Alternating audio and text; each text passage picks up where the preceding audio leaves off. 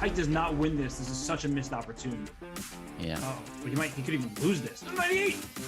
No, that's too much. David, I don't know what to say. I need a moment to recover from that.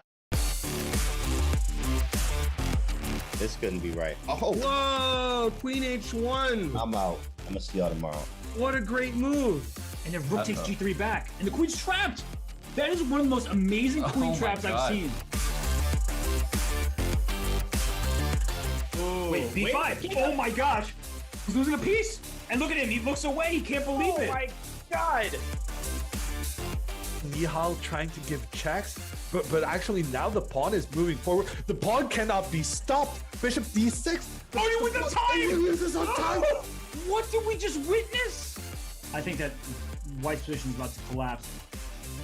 Yeah, but he sacrifices again, but it's not a my sacrifice. God. It's a double attack.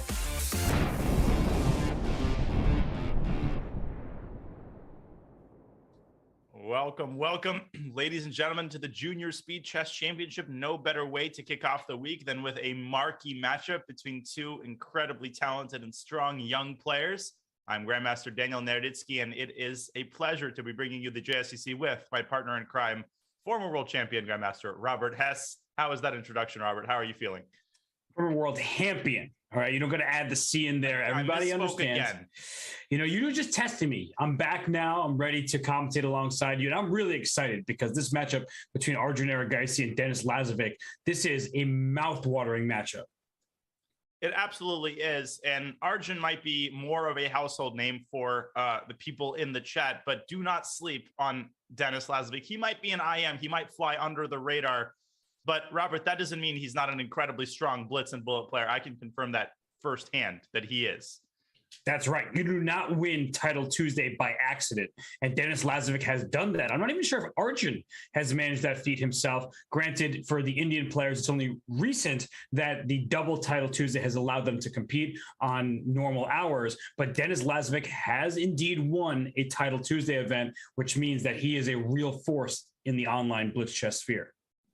And as we look at the insights, we can see that Arjun is more experienced overall, almost by 3 times, but that doesn't necessarily mean anything. I mean, your mileage may vary. Average accuracy is very similar.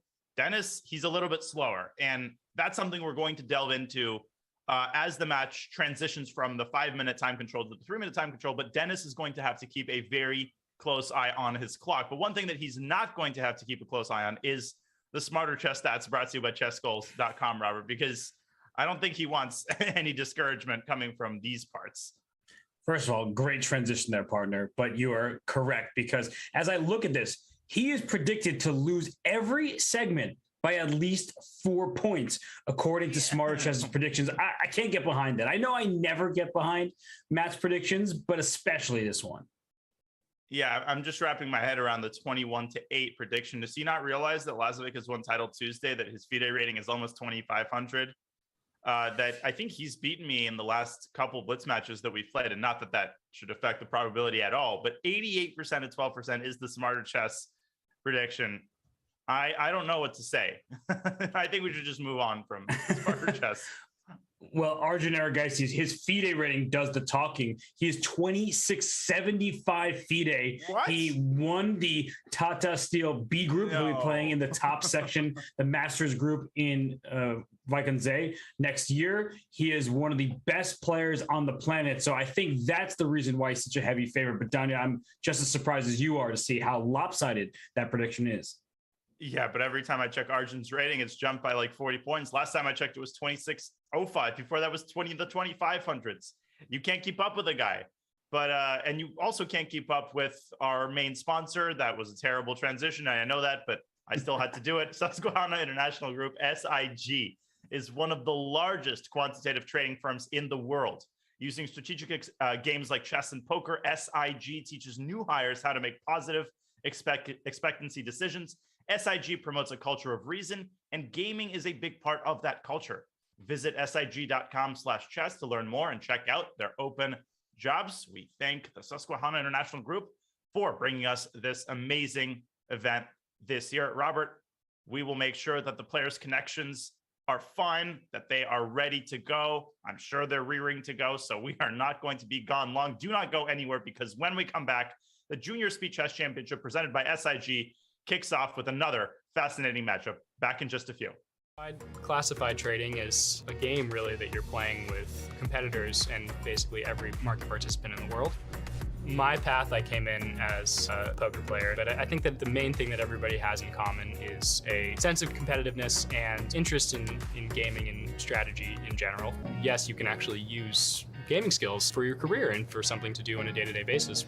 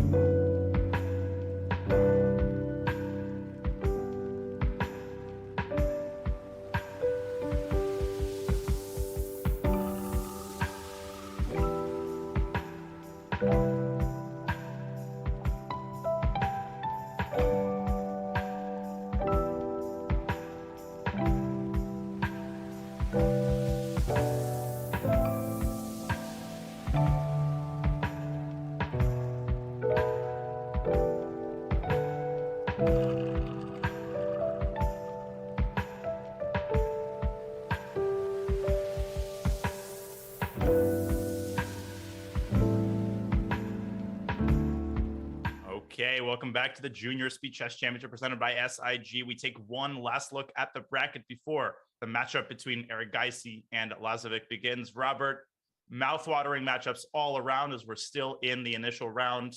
Man, what is there to say other than to marvel at the amount of talent on this screen in front of you? And we've already had epic matches thus far, right? The one between Wonder Liang and Andrew Hong, where Andrew almost made that comeback complete, but a Wonder was not to be deterred. We had close matchups between Brandon Jacobson and Arseny Nesterov, and then Kirill Shevchenko and Shamsin Vokidov, Christopher Yu and Pragnanda. So many good matchups thus far, but I'm really looking forward to this one. It's the 10-7 matchup. We know in March Madness in the NCAA tournament, so many quote-unquote upsets happen from this type of seeding. But in this one, I do think Arjun is the favorite down. He's just the stronger over-the-board player. But I'm not like Smarter Chess. I am not counting Dennis out. Well, I was going down a rabbit hole yesterday after I watched the Pelican Suns game. I was reading about the times in which the number 8 seed defeated the number 1 seed in basketball and how improbable Warriors that Mavs. is. Warriors Mavs from 2007 is perhaps the most famous one, but in 1999, the Knicks, I think, defeated. You know about that. I don't remember who they defeated. But it was a strike shortened season. So I don't know. It's hard to say were they really the 8 seed. But I know what I can say is that we're off here. We had a Trumpovsky attack. I sent Dennis Lazavik a few articles, is what I was going to say. Anyways, you were trying to pump him up. And well, Arjun just took this pawn on C5. And now Dennis is thinking, which is a little bit strange to me, Danya, because when you give up a pawn in this fashion, you probably should know how to follow it up. Yeah, you should let me sacrifice the button. We'll figure it out later. It's okay. Not a problem. I'll win it back somehow. And Arjun has multiple weapons at his disposal as to defend that on A3, B4. Of course, C3, B4, and the knight from D2 can also, in some cases, move over to B3, although that is often met with knight F6 to E4. Exactly, right? Because you protect one pawn, but you leave that important E4 square. So both players taking their time. Bishop F6. You know what this reminds me of? Of the 2016 World Championship. Wasn't their first game in this line or something similar? Yeah, I know exactly what you're saying. And it was ultimately a draw, but wait, 2016 was Fabi's. No, that was 2018. Karyak and Carlson. Yeah. But here we see your idea, A3, B4, try to get that pawn chain, keep the pawn safe and sound. Mm-hmm. And yeah, if black goes E6 or E5, I will meet it with B4, therefore A5, very typical move. But now Arjun strikes in the center, and Dennis has to balance the need for development with, of course, the priority to win back the C5 pawn. Yeah, I mean, E6 or E5 still look perfectly reasonable because the queen is defending D5, but I would say E6, and that's why Dennis plays better, because when you have pawns like this, these stacked pawns, the square in front of the leading pawn is one that you need to keep an eye on. So E6 covers that F5 square, whereas E5 would have made the light squares vulnerable. This now almost gives me Tarrasch French vibes. And knight B, oh no, he takes D5. So queen takes D5. He wants to perhaps develop with tempo with bishop C4, much like in the Tarrasch. Mm-hmm. And now, of course, where will Lazavik put his queen? But one important thing in the Tarrasch is this pawn is back on A6. So the fact that pawn is on A5 to stop B4 was necessary, but it leaves behind this B5 square. Yeah, that's actually a very positive difference for white as Dennis drops his queen back to D6, much like they do in the Tarrasch. But now Arjun can castle. You're showing the idea of knight E4. The queen can come from D1 to E2, opening up the D file for a potential rook D1. And I'm very worried about black's king in the long run. You mentioned the pawn on A5 creating a weakness on B5. Another thing that it does is discourages black from castling queenside. Whoa, Arjun castling queenside. Right, bishop takes A3 does look a bit scary, but white could even throw in a knight move first since that queen was loose on D6. So he just drops the queen back, doesn't want any part of the sacrifice. But now Arjun's up half a minute and he's better developed. His pawn structure is superior. But if those bishop pair, if that can get out later in the game, that would give black an advantage. But the bishop on C8, I don't really see it having the brightest future. Yeah. What do you mean? It won't have the brightest future on D7? Come on. How are you picking on a perfectly good bishop as Arjun gets his knight to B3? Yeah, it's another tempo that black has to spend, not castling, not developing the queen side. So I could see this bishop going to E7 and ultimately to the F6 square later. That's a great place to put it, but it takes more time. Yeah, I mean, bishop A7 is the alternative, but then the bishop is sort of shut out from the rest of the pieces. Lazavik does drop it back to E7. And will we see knight b to d4 and potentially to b5? We do.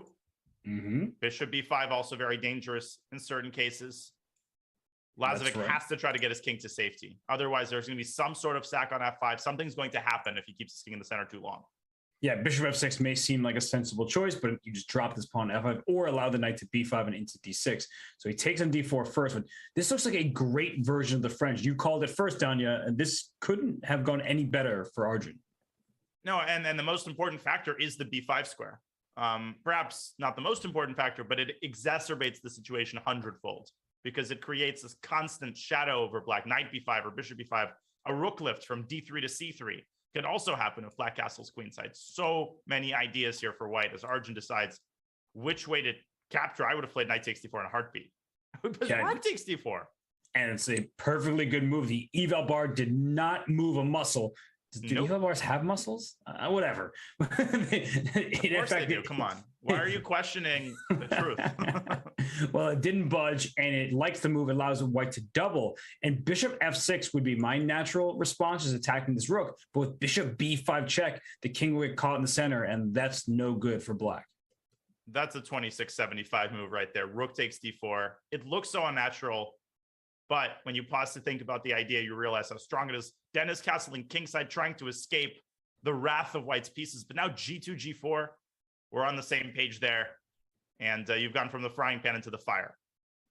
Fire indeed. There's a king on g8. It's not a festival either. This just looks like it's going to be a slaughter down the queen side. Excuse me, the king side. Fire festival. I see what you did there. Yeah, you caught it. Good job, partner.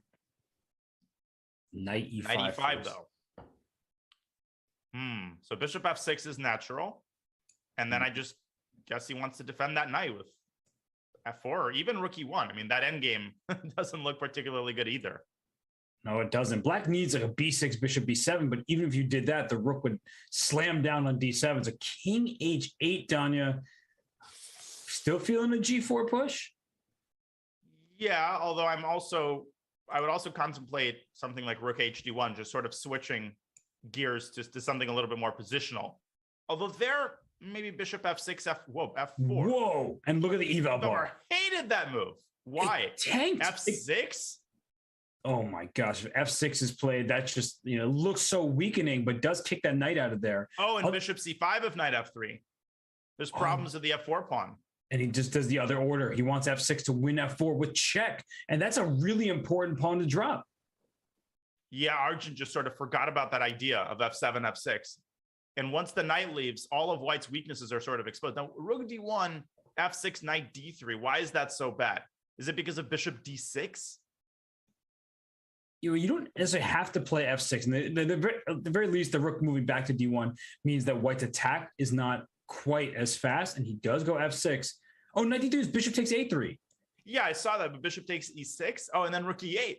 Yeah, you can just pin. Oh, he didn't see it. Let's go. We got to take a step back and analyze this. Bishop takes a3 was in fact hanging, because if you take this pawn on e6, there's even the move queen c3 to consider, but it doesn't actually threaten anything. But as you said, rook e8, very simple, straightforward move. You pin and win this bishop. Have fun with this bishop on a3. Your king is going to be wide open, and black completes development.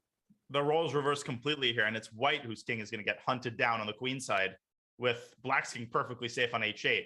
But instead, yeah, this position is just horrendous. And Lazavik, he had to pause for a couple of moments there. Instead, he went bishop d6. Still looks a lot better than the position did 5 moves ago.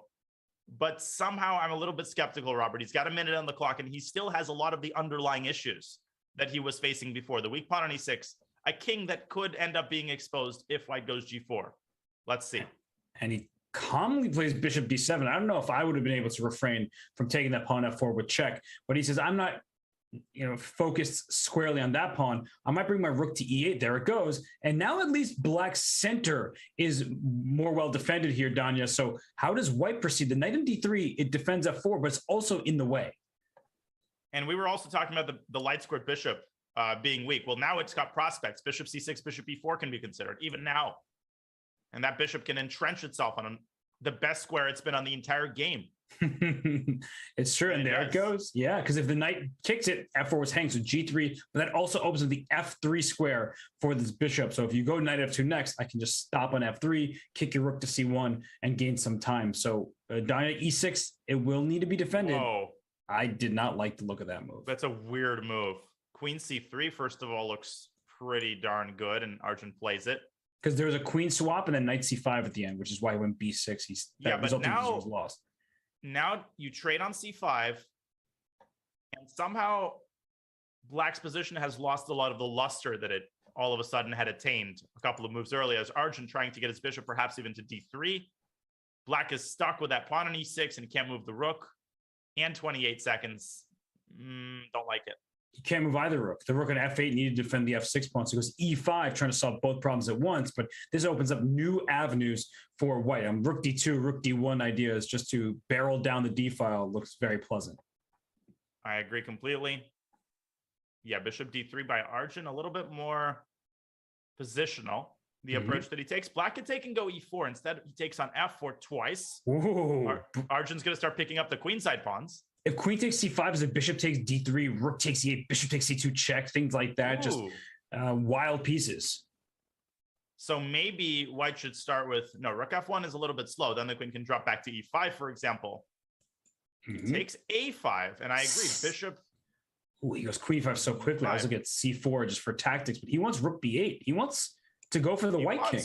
Yeah, and he's also got a passer, two passers technically on the f file, which could start rumbling forward if white falls asleep. Now Arjun is down on the clock. Oh gosh! All of a sudden, this is heating up. If you ever take an e4 after, well, that was a bad move. Rook a8. Rook a8. Rook a8. Just go. Rook a8 wins. Rook a8. Oh, wrong move. Oh, he's not going to win this match if he misses these opportunities. Let me say that right at the outset.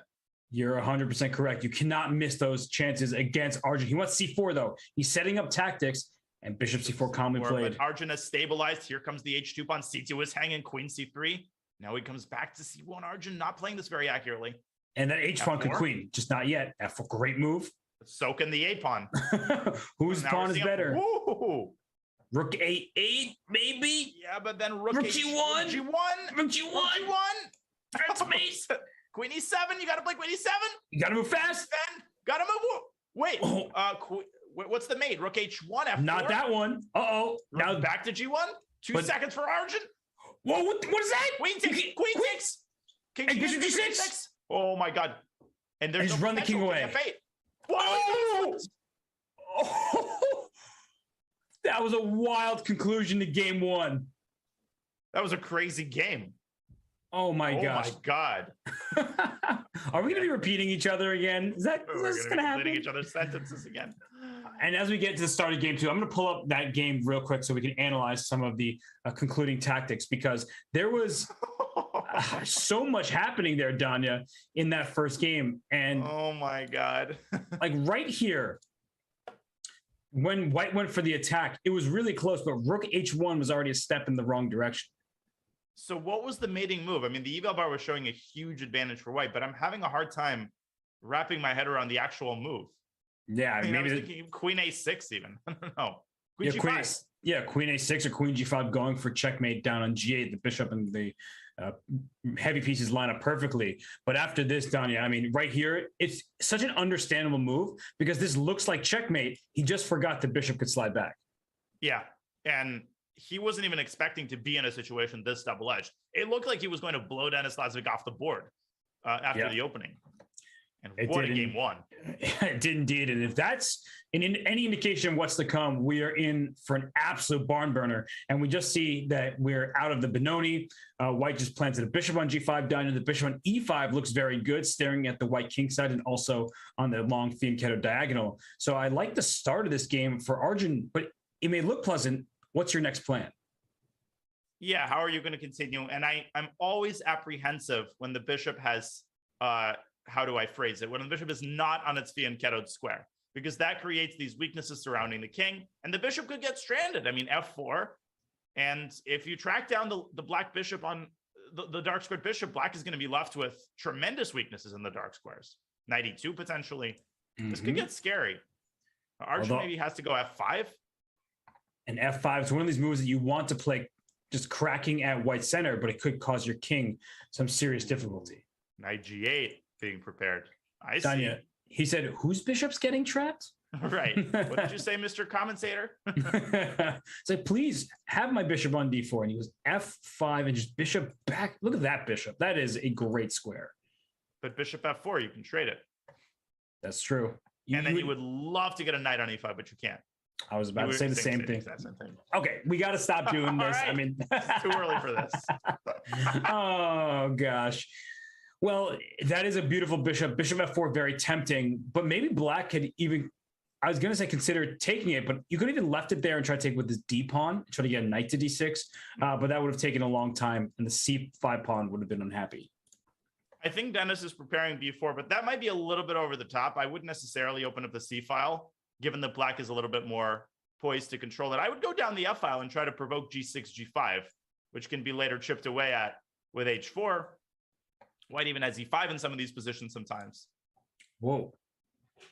c4. So he wants b5 next, typical Benoni type of play. And Ooh. he's just playing on the queen side. I was looking at the same direction you are. Even f takes g6 at some moment needs to be considered, because you'll take with the knight and then the knight will get into e5. But if you ever had to take with the h pawn, it's very clear that white's attack is coming quickly. And another thing that c4 allows is knight e2, knight d4, knight e6, which is a sort of stock maneuver in these positions. The question is, what do you start with? I mean, there's a lot of tempting ideas for white. You have to choose efficiently, and you can't allow black to obviously get too much play on the queen side. He goes for rook af1, rook bf1, I guess, provoking g5. But g takes f5 isn't out of the question. It's very easy to forget about this move, because you're like, no sane chess player is going to take with their g pawn, which is defending their king. But you have to take back with the pawn. And while that frees up the e4 square and things like that, it does create a loose pawn on d5 that can later be attacked. But instead, Arjun going for g5. And now e5 actually is a pretty serious threat. You can't take with the d pawn, you get forked. If you take with the f pawn, you lose g5. And that's a relatively typical idea in these types of positions, striking at the most well-protected square. It's a really nice move. It also clears the e4 square for the knight to hop in behind it. So yeah, e5 is on the docket. So what would you do? Would you play like rook g8 potentially? But then you're leaving the queen side where black has the advantage. And then white's going to initiate, I think, the knight maneuver to e6. And what's so tilting about this is that black can't get the knight to e5. You got this incredibly juicy outpost waiting for you, and there's no direct flights. There's not even any indirect flights. You just can't go through c6 or g6. The airports are closed. And look at this. Queen c5 stopped e5, but that knight went to d4, like you said. c3. I get what Arjun's doing. He feels like he needs some play on the queen side. Otherwise, he's just getting toasted. Knight e6. If you take that thing, f takes, down goes the f6 pawn. This is highly problematic for black.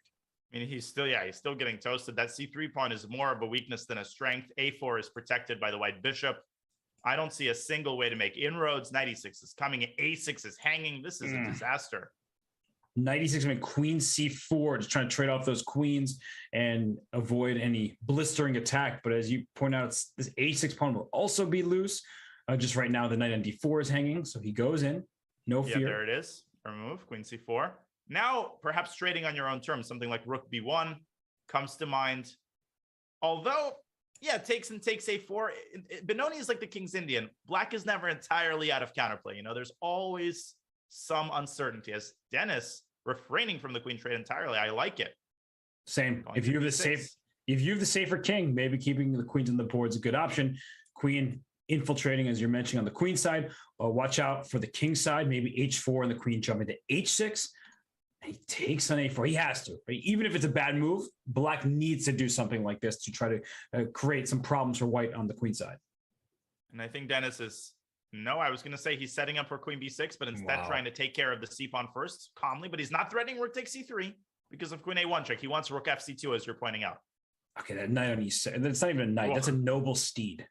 It's a stallion of honor. A great. No, that was much better phrased by you. There was no need for me to rephrase it. No, I approve. And rook c4 going for the e4 pawn. Do we need to protect that, or can we just go for the c file and a back rank checkmate? Decisions. I mean, rook fc2, rook takes c4, queen takes c3 does threaten queen c8 check, I believe. Yes. No, I'm going to show that. That's a great line. Oh, and knight g8, queen g8. Yeah. So let's say you make some a5 move or whatever. The point is that if you take the queen, it's immediately a back rank checkmate. The knight covers g7. And if you say, I won't take you, you still walk into the same exact checkmate down here with rook c8 and rook takes rook. The knight does all knight the is work. in the middle of everything here. And the move has been played. Dennis opting for a more defensive approach, and that's sort of concurrent with his style. He is more positional, but he needs to convert these positions throughout the match. Let's see if he's able to do that. King h2, it's a good move, but I just have the sense that white's going in the wrong direction. What if this rook comes to b7 now? This queen b4, I actually like that move a lot, just keeping everything nice and defended. Well, Dennis is trying to do this without losing a single pawn, and that's kind of hard to do. I mean, you can hardly win c3 without giving up e4. Maybe queen d3 and rook e3, but he goes rook c2. Now he gives up e4. I think he sees these back rank checkmate ideas. So he's like, even if we trade queens, I still can go rook c8 and take your knight. I would start salivating at the prospect of that. Even if black plays h5, you could double on the 8th rank. Imagine that. You can't kick this knight out. You'd have to take f5, then take d5, then attack the knight again. And it just takes too much time with these rooks landing down on c8. That's actually one of the best nights I've seen in the month of April. Probably the best night. Oh, well, I mean, it's good that it's happening towards the end. It's more memorable that way. Nothing can overshadow it. Right. Well, maybe a knight on e5 would have overshadowed it, but black can't get it there. And he does play h5. With queens on the board? Yeah. I just want to play queen f3 and just go checkmate you down the... You might have a death wish. Yeah, queen f3 and rook c8. Oof. So he takes this... Although g4 is a possibility if you put the queen on f3. So he puts it on f2. Mm-hmm. And he still wants rook c8 on the next move. And if g4, now the queen can just slide into a square like h4 and try to get this pawn and rook c8, as you mentioned. Practically speaking, if I did not have the eval bar here, I would say that white's just completely winning. Yeah, I don't know what specifically. I mean, the eval bar dropped substantially after queen f2. And apparently it's only because of the move queen b4 to a5, which is, I guess it makes sense once it's played on the board, but that requires, I don't even know what in your veins. Colder than ice water. Yeah, and rookie water with an absolute zero temperature. Mm-hmm. This move makes sense, right? It's this sort of similar idea going for the loose pawns, but as we see with the rook on e5, you can take one pawn. You're not getting the second, even if you did. It takes way too much time to go like this because the rooks are going to double in the last rank. King h7 maybe is a try, but then rook 1c7, and then you can double on the 7th rank. That knight also guards the f4 square, which is incredibly important if the white queen leaves f2. You don't have to worry about a sudden mating attack on the other end.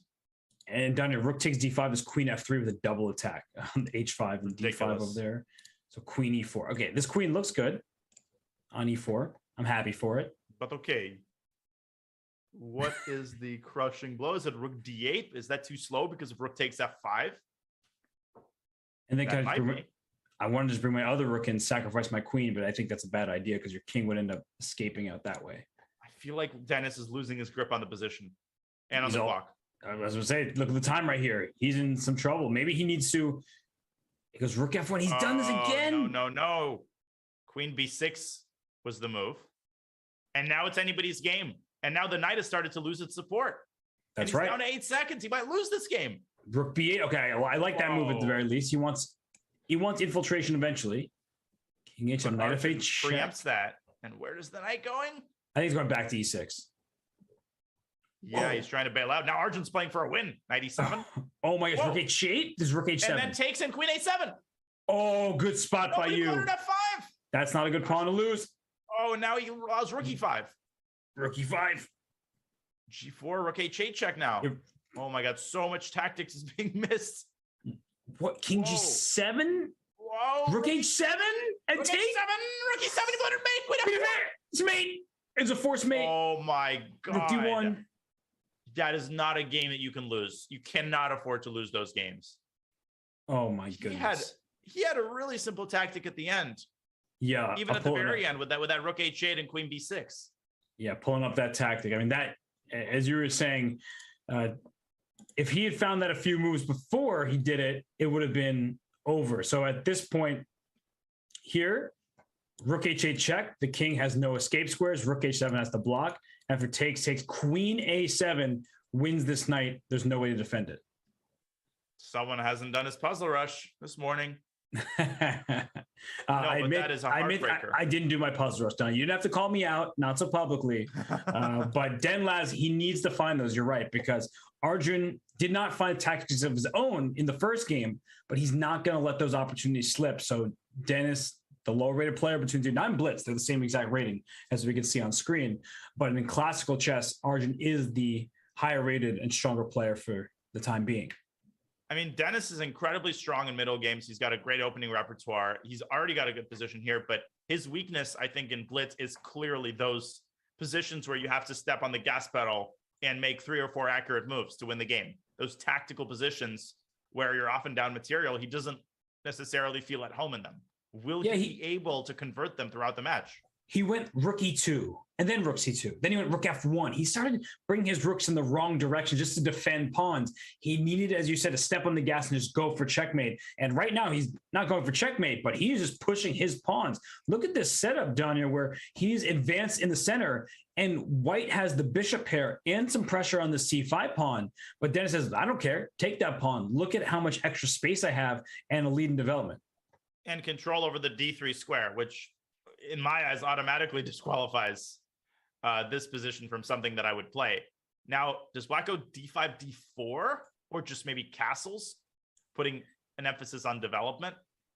I just get the feeling that based on how, I don't want to call it materialistic, but how attached to certain pawns Dennis has been, the fact that he's already down one. And if d4, I could see like white playing d3 that you have to consider. I'm a little bit worried about his setup. Though d4, d3, there might be just queen a5. And this Queen a5 looks like a problem.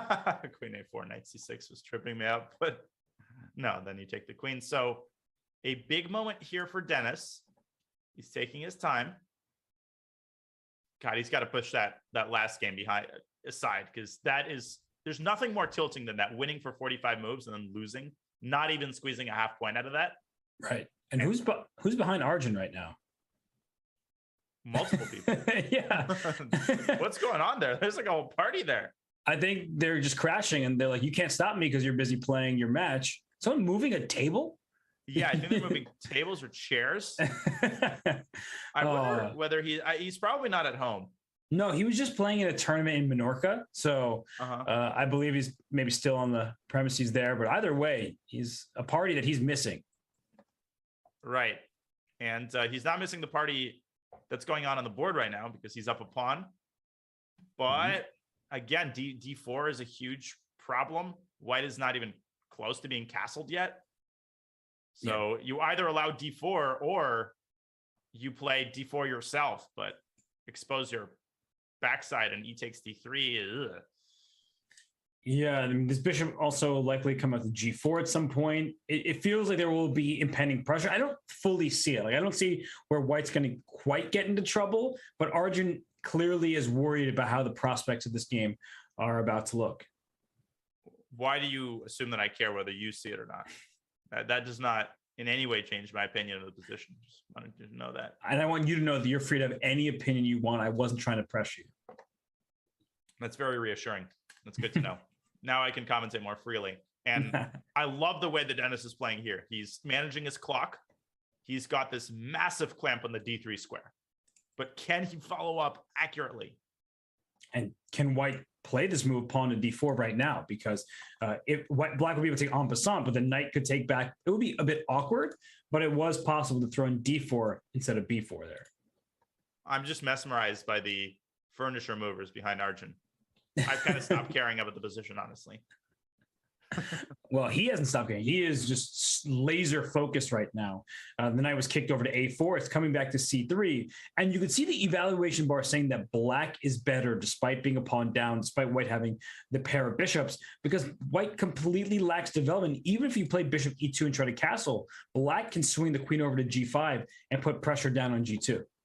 Right. I mean, I sound like a broken record, but that pawn on e4, what is it controlling? Well, primarily the d3 square, but also The f3 square could potentially serve as a base of operations for some sort of a knight sacrifice if white castle's kingside. But Dennis, can he play fast here? Can he keep the initiative rolling? I think knight c6 to e5 makes the most sense to me. Are there any other moves that are enticing? Bishop g4 maybe? Yeah, bishop g4 just to put pressure on the queen.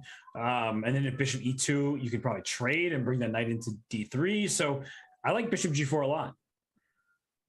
I guess what black wants to avoid is a scenario where white gets the bishop out, castles, and then plays f3. If the pawn on e4 disappears, black could just go from being, having overwhelming compensation to basically being lost. Yeah, it's definitely true because, that's a very important pawn. You hear the ambulance going. That's for black's position in the event of f3. Right. That's reminding us what would happen if Dennis allows it. And after a long think, he does settle for bishop g4. Okay, so how is he going to meet bishop e2? Is he going to trade?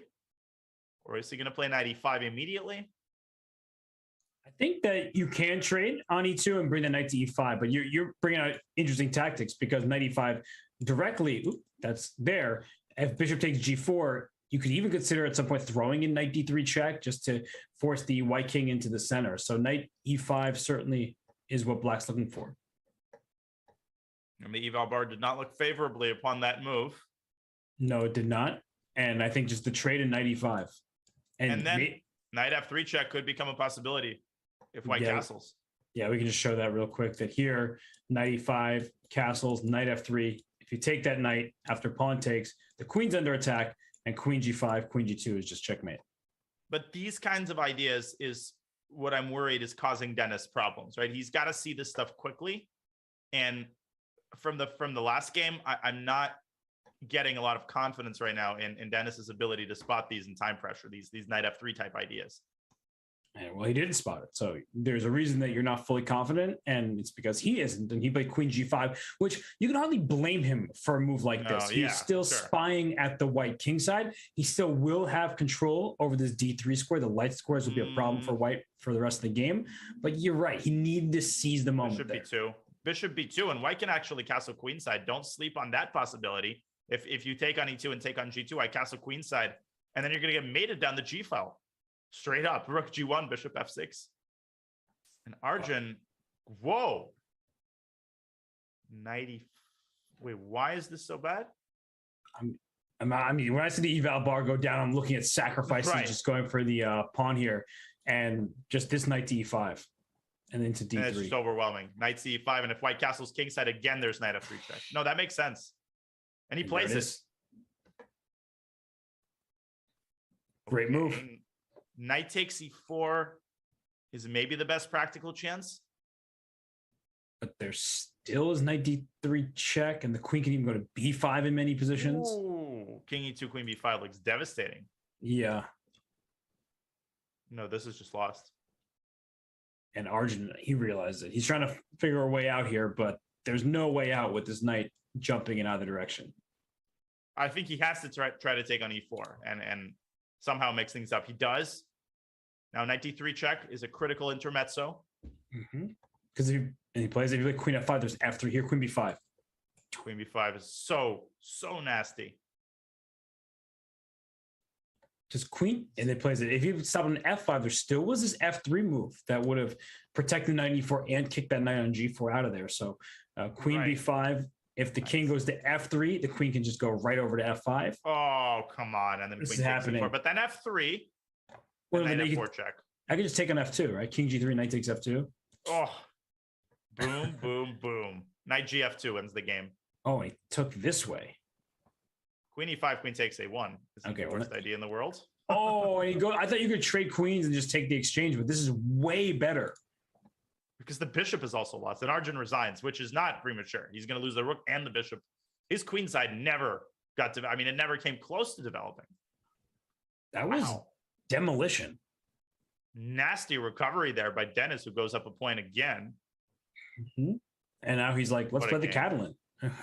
We've been playing a very exciting chess thus far. Some openings where white didn't fully develop and won a pawn. Here, white sacrifices a pawn, but fully develops and has this long-term advantage of a very strong pink-countered bishop.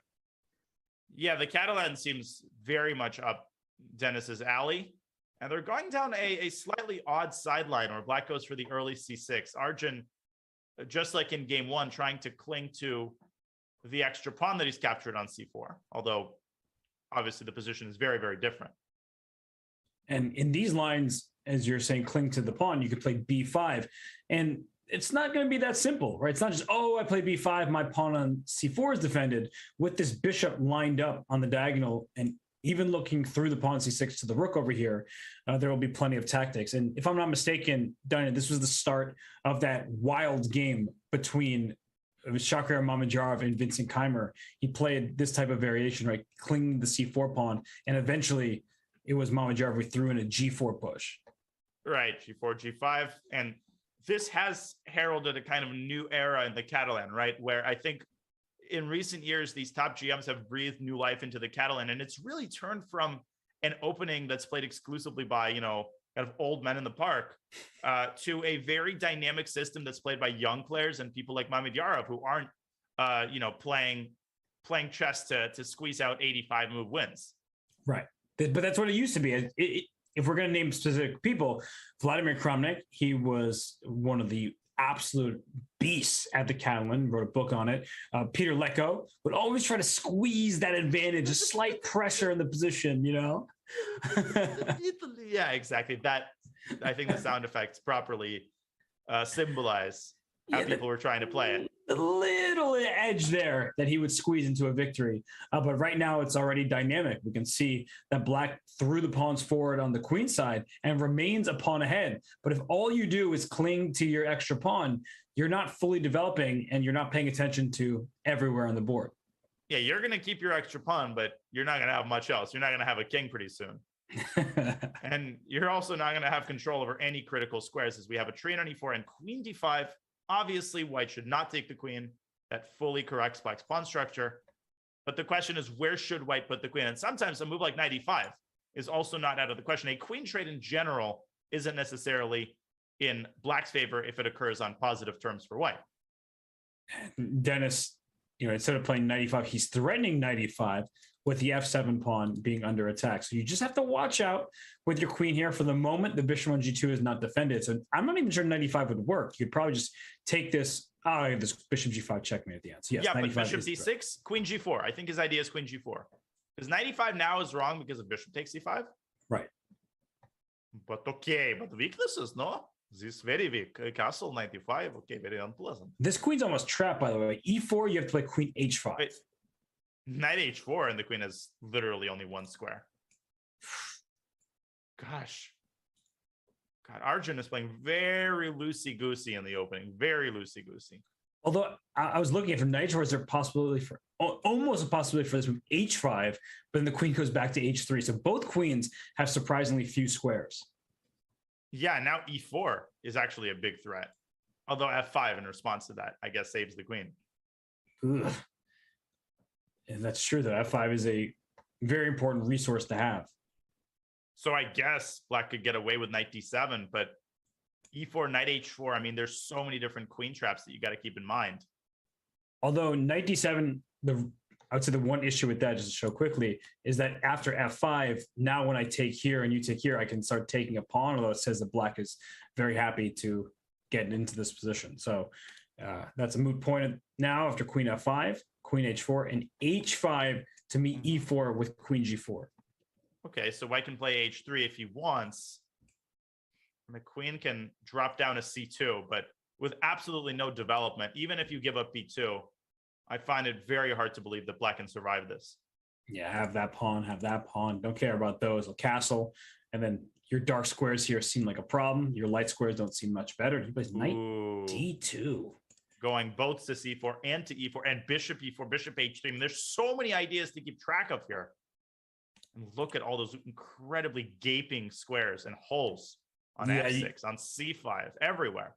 Like black can save the queen, but then you get to a completely lost position after knight takes c4 there, because once the knight captures on c4, you gain your pawn back. c6 is a weakness. The c file is open. It's just strategically lost in the spot.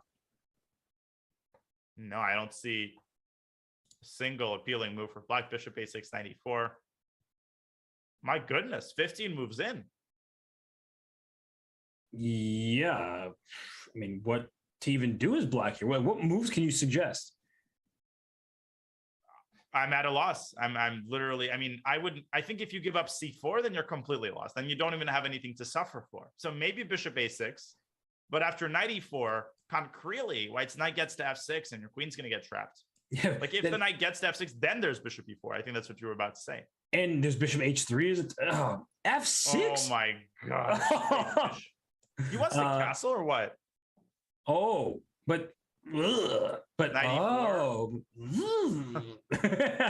That's exactly right. Okay, creative, but very bad.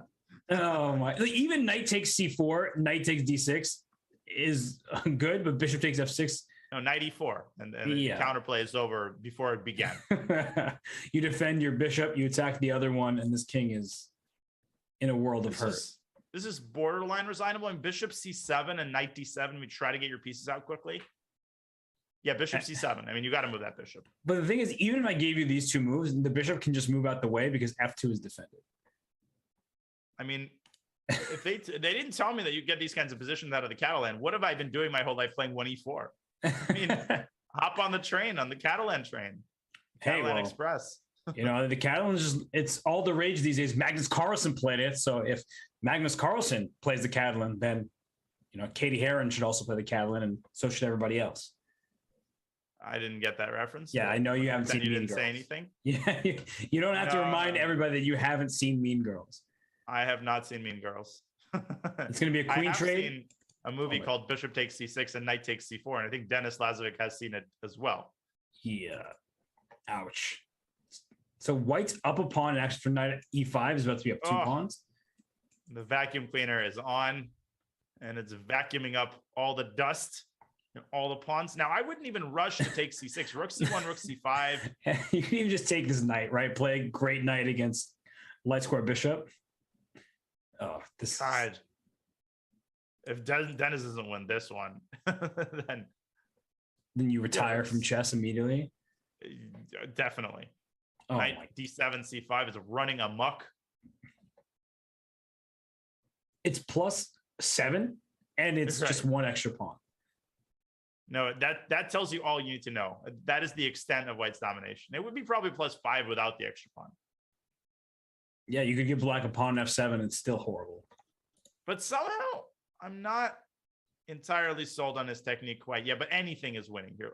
Arjun is so paralyzed that you can't imagine how this game would ever turn around. Black can't move. You move your knight to e3. Yeah, I take a bishop. Oh, wait, I lose an exchange. You right. Can't do anything. Let me play rook a c8. Oh, wait a minute. Drop the bishop. Right. Oh, rook e to c8. Oh, no, my e6 pawn. So he gets king f7. I could see a future where this knight just goes back into the e5 square, which it puts pressure over here. This bishop can go to e4, like right now. Knight takes e6 even is a more tactical. Oh, no. gosh. Then there's e2 was hanging actually in the end. So that's exactly what you don't want to do. Yeah, but he's just going this way. Perfectly legitimate, acceptable technique. Yeah, it's back to +7. +7 in this position. Yeah, the engine's just not messing around. Just e4 and g4. Whoa. Oh my goodness. Connect 4. We win. No, you got to play it. Come on, Dennis. He might play bishop f1. No, he's gonna play g4. You called it. And h3. Can't resist. You got to keep pushing that pawn. And if it takes, then there's rook h8. Your only hope, but ignore that pawn.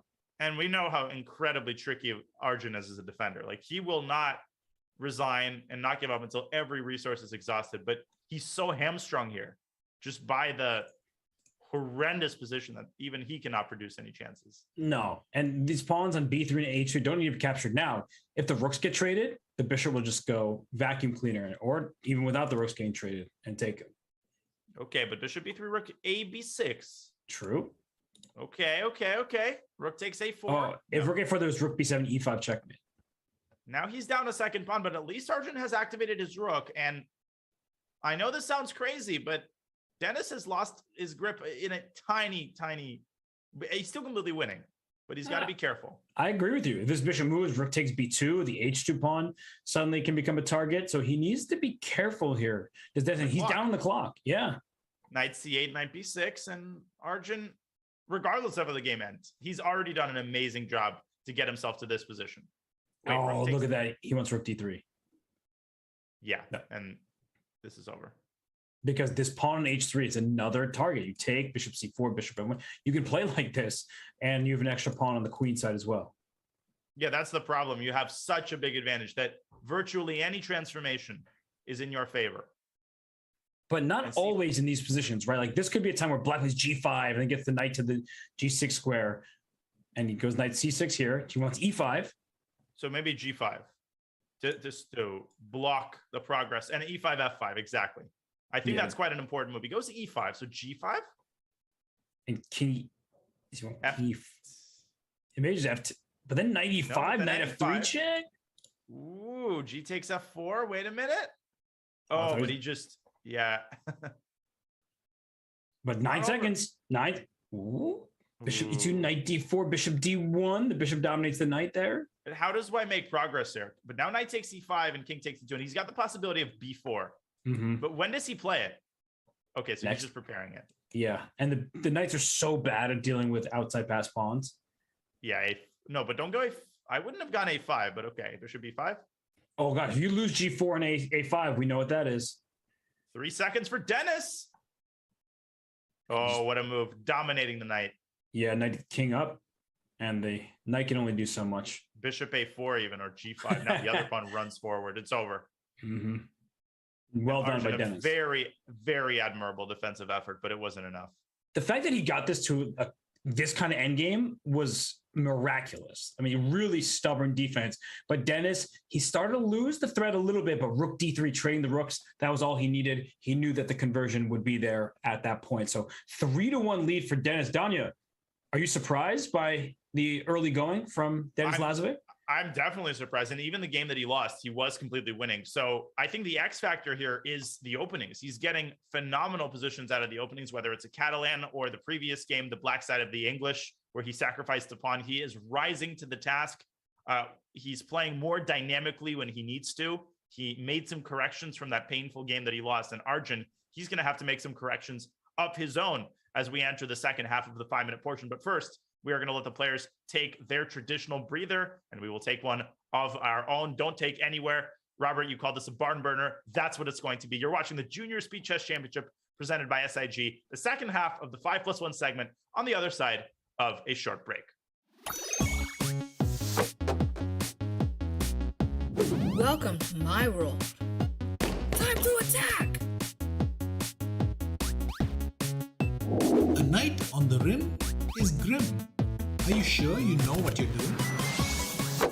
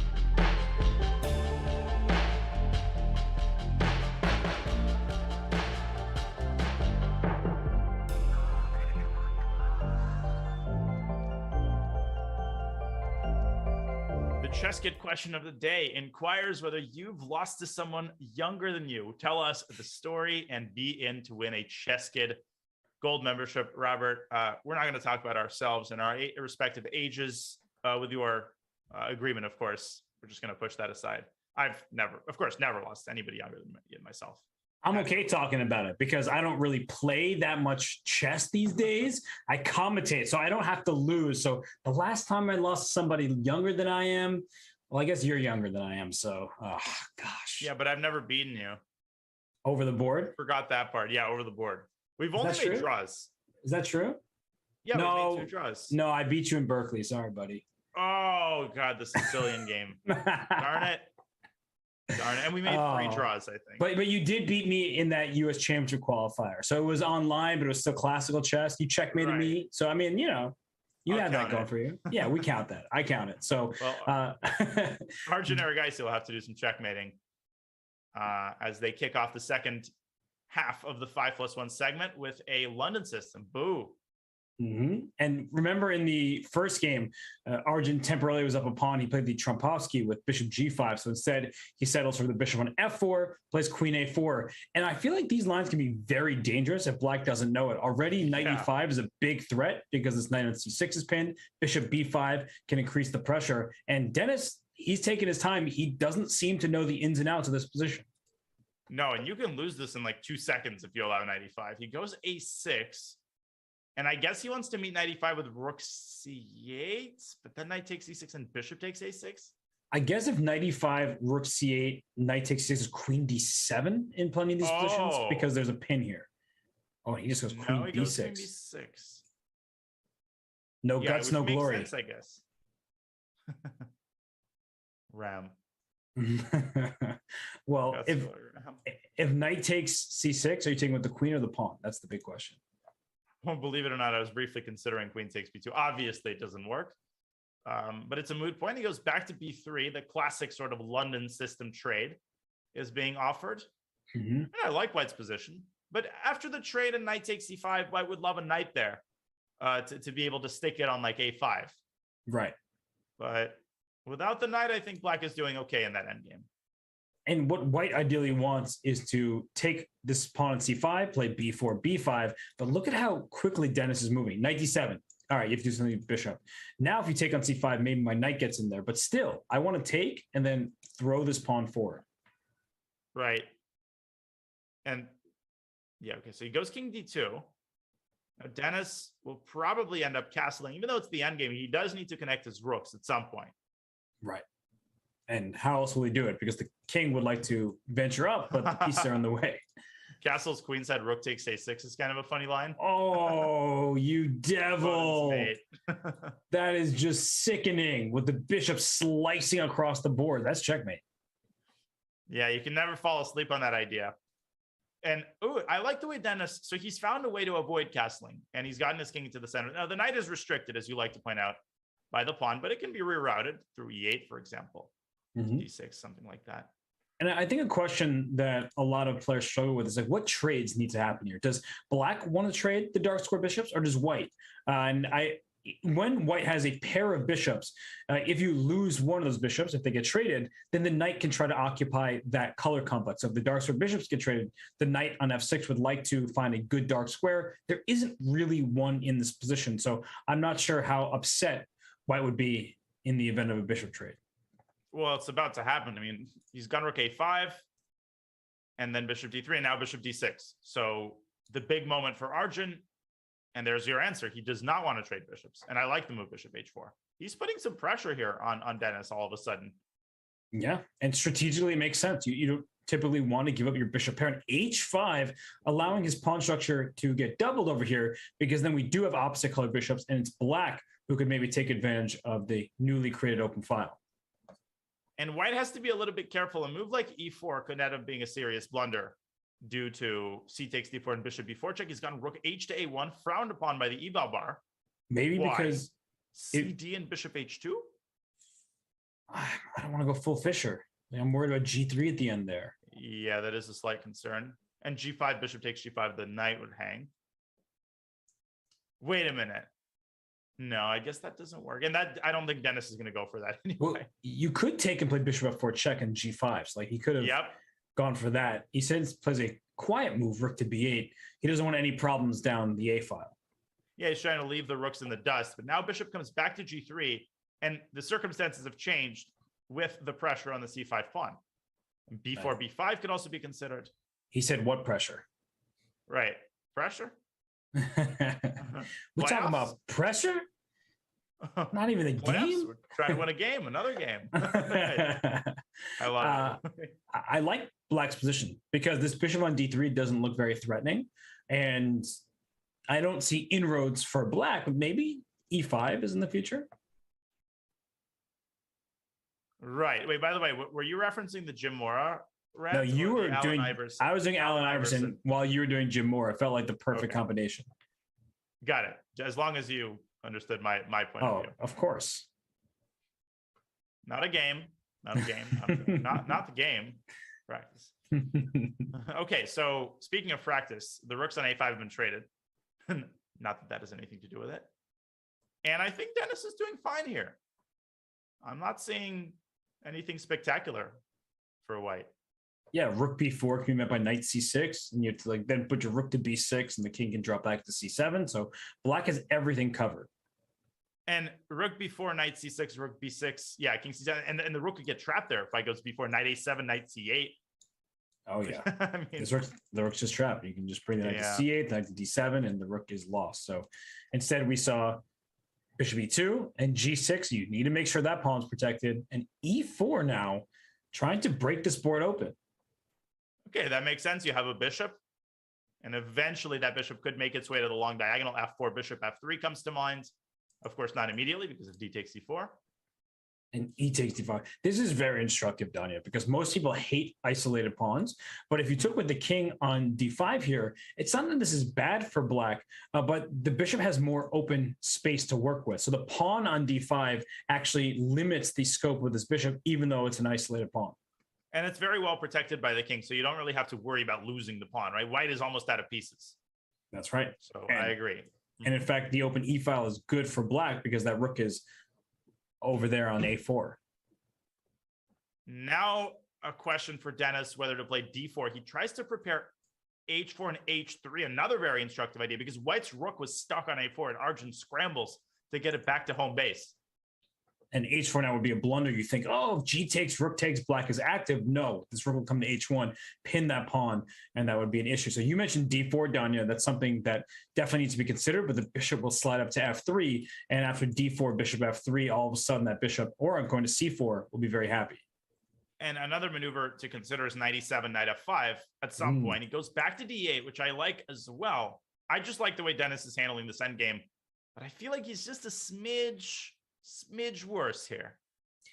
Yeah, because we're looking for ideas, then we see, oh, White can play g4 perhaps, but I feel like he's got everything under control. That White is just one turn too slow to get rook d1 and king c2 with his knight coming to f5. Is he though? Because rook d1, knight f5, there's bishop takes d5 maybe? Oh, king like c1 check or something? Oh, but that's really nice, right? And he's played it.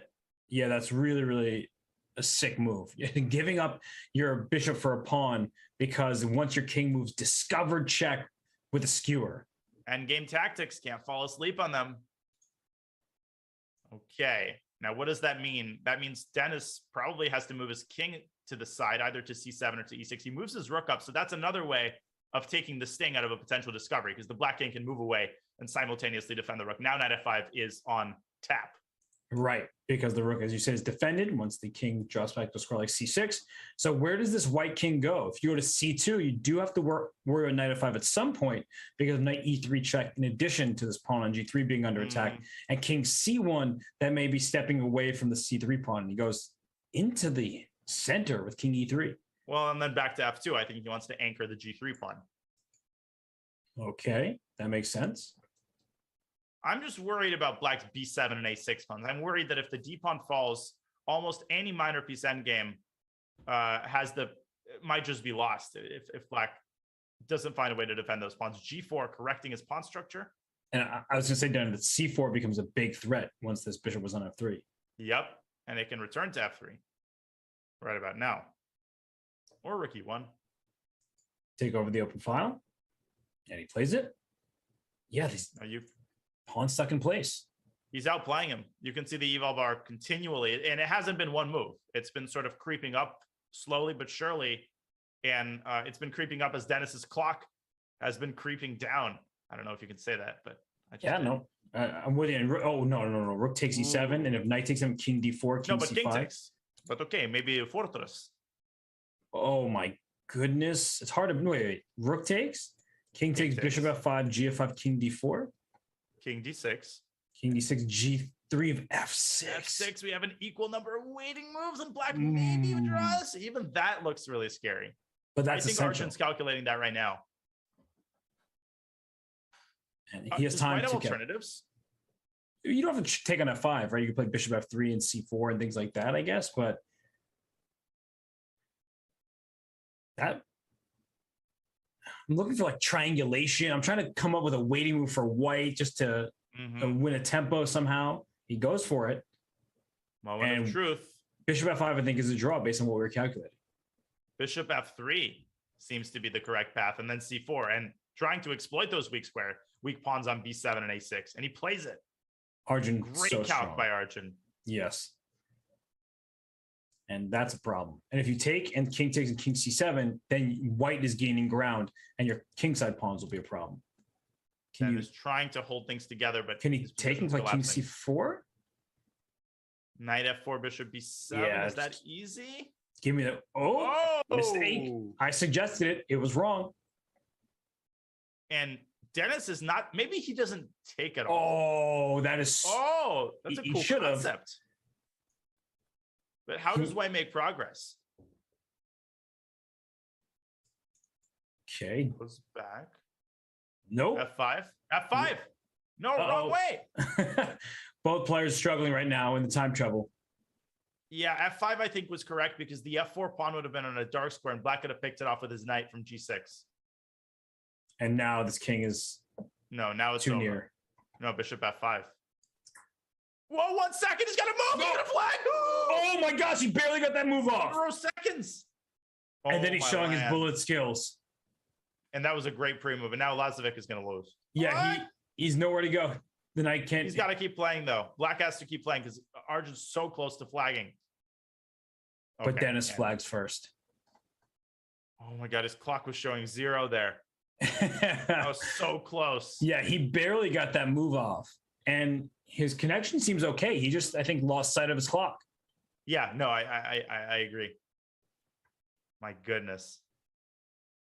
And he must have made the move down here with like a millisecond left because it showed 1.0, which means he must have like just barely beat the clock. Yeah, like by the hair on his, I mean, just by the narrowest of margins. I remember I had a game in the U.S. Championship with Ray Robson. It was a nightmare U.S. Championship for me. We were in a time scramble, and there was increment, right? But at one point, he had 1 second on the clock, and he had not started executing his move. And he managed to make his move and press the clock when the clock started showing 1. I was so just like, I was seeing the result on the score sheet. I was like, there's no way the guy's going to make a move. And he did, and he won the game. I mean, he makes his living in time trouble, or even on move 7, sometimes he's down to a few minutes. He's got that Grishuk school of chess. But right now, Denis Lazavik up 3-2. He's hoping to use that old school style where he's got the bishop pair. He has the queen. Oh, I do not like b5. Ooh, creating tons of weaknesses on the queen. So without your light squared bishop here, a4 is coming. You're showing the right things. This is terrible. Oh, I don't understand that move, b5. Oh, b4 and a4? What is he doing? He gave white everything he could possibly ask for and more. This is lost. This is completely lost out of the opening. And Arjun is, I don't even want to say tilting. He won the last game. But this was a disaster. I'm just trying to wrap my head around the last 2 moves. If we go back 2 moves here, you see the eval bar saying white is slightly better. White has the bishop pair. White even has flexibility on what to do with the bishop. But b5 walks directly into white's plans because a4, and now there's a target in the position on a light square. c6 is a weakness. So even if this knight has to remaneuver, it's coming into that square, or rook plants on c6. So this God. I mean, this is just out of hand. A takes B5. Thank you very much.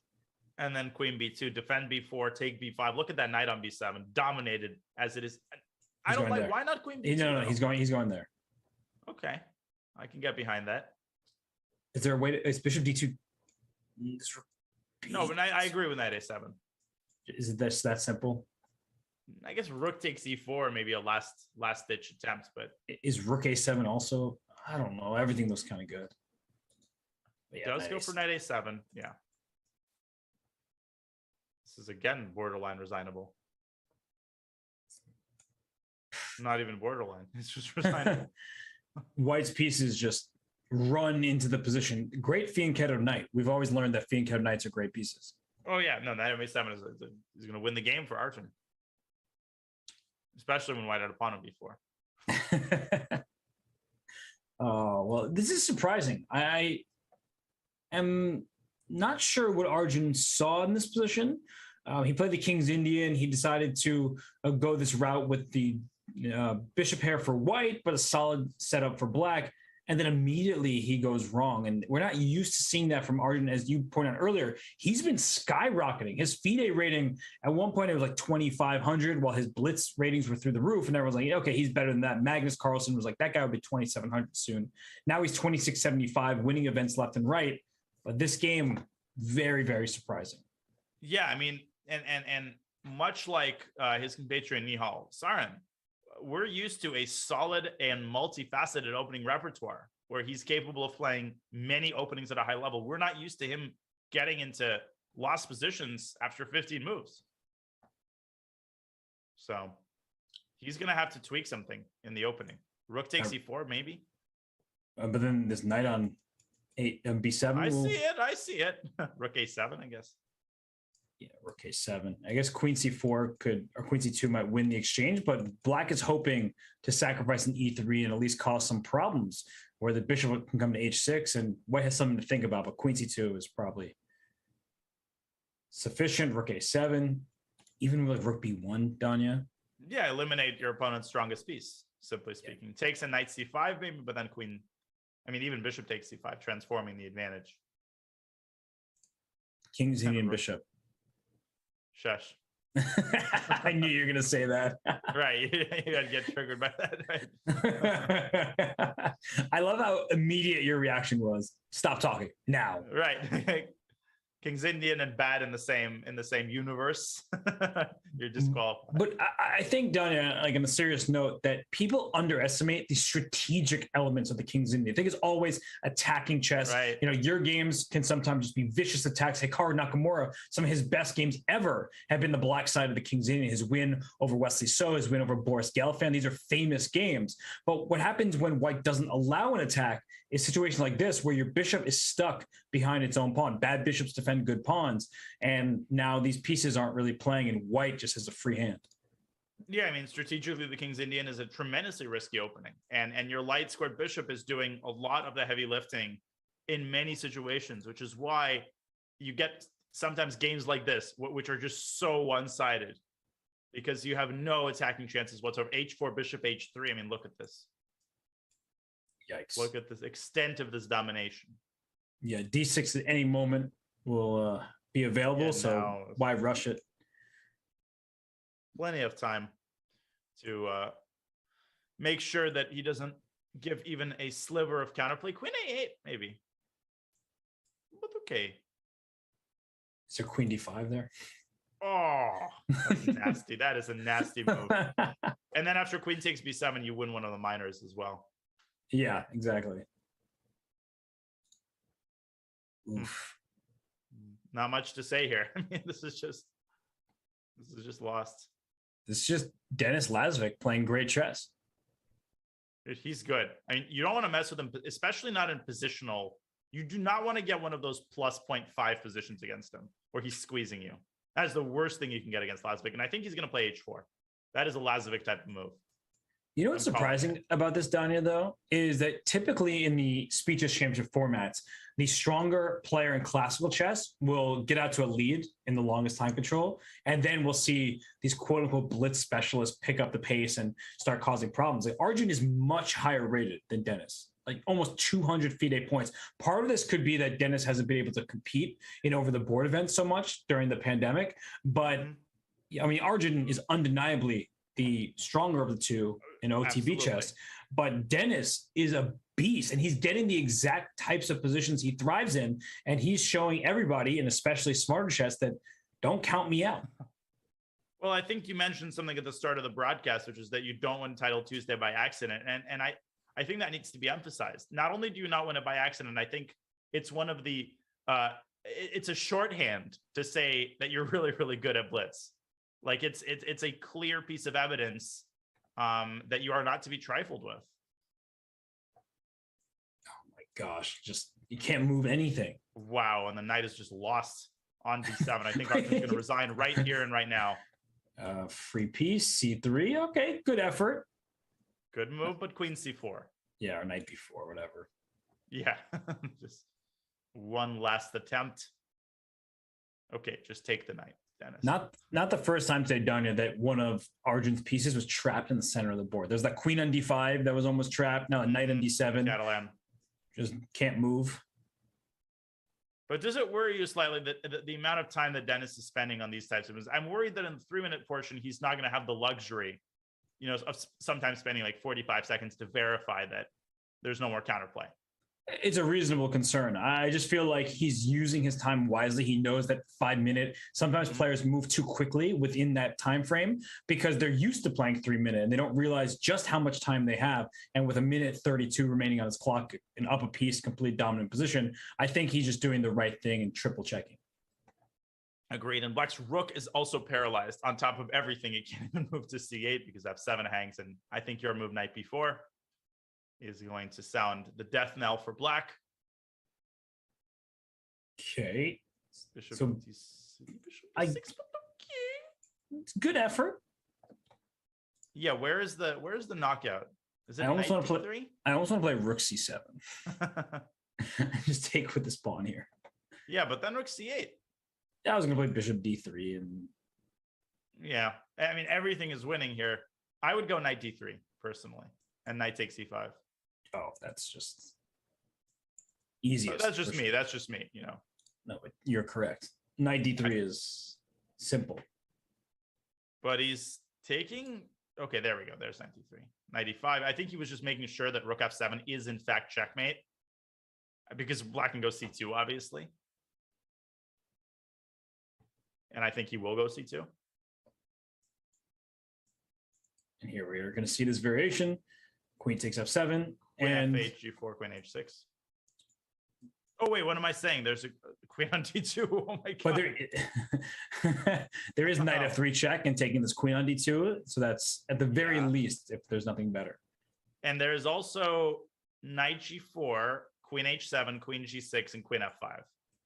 Oh, that's actually that is dirt right there. There's Bishop G5 though to block your Queen G6.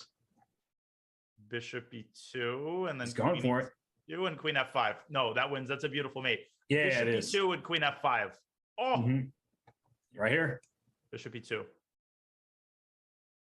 Bishop E2 now, but then King H6. Uh-oh. Wait a minute. Wait a second. He's got 13 seconds. Don't tell me that Arjun's going to come back. He can go back. But he doesn't see that concept. He's trying to find it. Yeah, he found it. He found it. Or did he? He doesn't see Bishop E2. Yeah, he found it. I told you. I told you. You did. He got down to 5 seconds. Yeah, that was worrisome. Wow. But that's such a nice mate. Distracting the queen from D2. And we're going to show how that game could have concluded because I know people like to see how the final checkmate can be there. So I will pull up that game as the new one just starts. That in this position, and which is why we were a bit nervous for Dennis here, is that if he gave this check now, the king runs to H6, and all of a sudden you take this here, even queen takes G5 is not out of the question because this pawn's about to promote.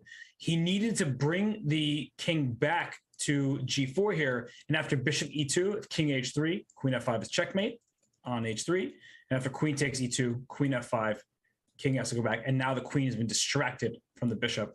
That's also checkmate. Mm-hmm. And these combinations are so much easier on the side. When you're playing, you look at the time, it's ticking down, and you start panicking. You feel the you know, the butterflies in your stomach, the dryness in your throat. But ice in his veins, and Dennis wins another big one.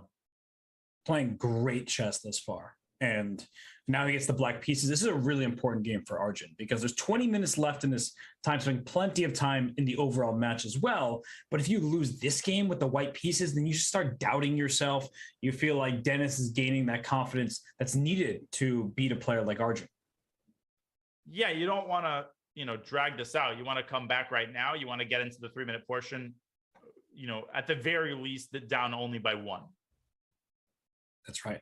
And Daniel, we have an interesting setup right now. You know, I'm going to mention it. Pawn C3, knight on C6. Right. That pawn takes away squares. But that's really important in a position like this because when you see what's going on, now this knight is pinned, you can take it to double isolate the pawns, but then you hand the bishop pair, and this bishop is dominant, and the open b file would have helped black. So I like the restraint shown by Arjun there, not just to double and isolate black's pawns. Yeah, the light squares would also be really weakened. And I agree with you. I think the knight on c6 is black's main problem, which is why I would consider maybe trading and going rook, not a to d8, but rook e to d8, and then transferring that knight from c6 to e7. If black can do that, I think he basically solves all of his problems. So I would very seriously contemplate rook e d8 or even rook e b8 in the event of bishop takes c6. Your rook would be poised to control the b file, but he goes rook d8.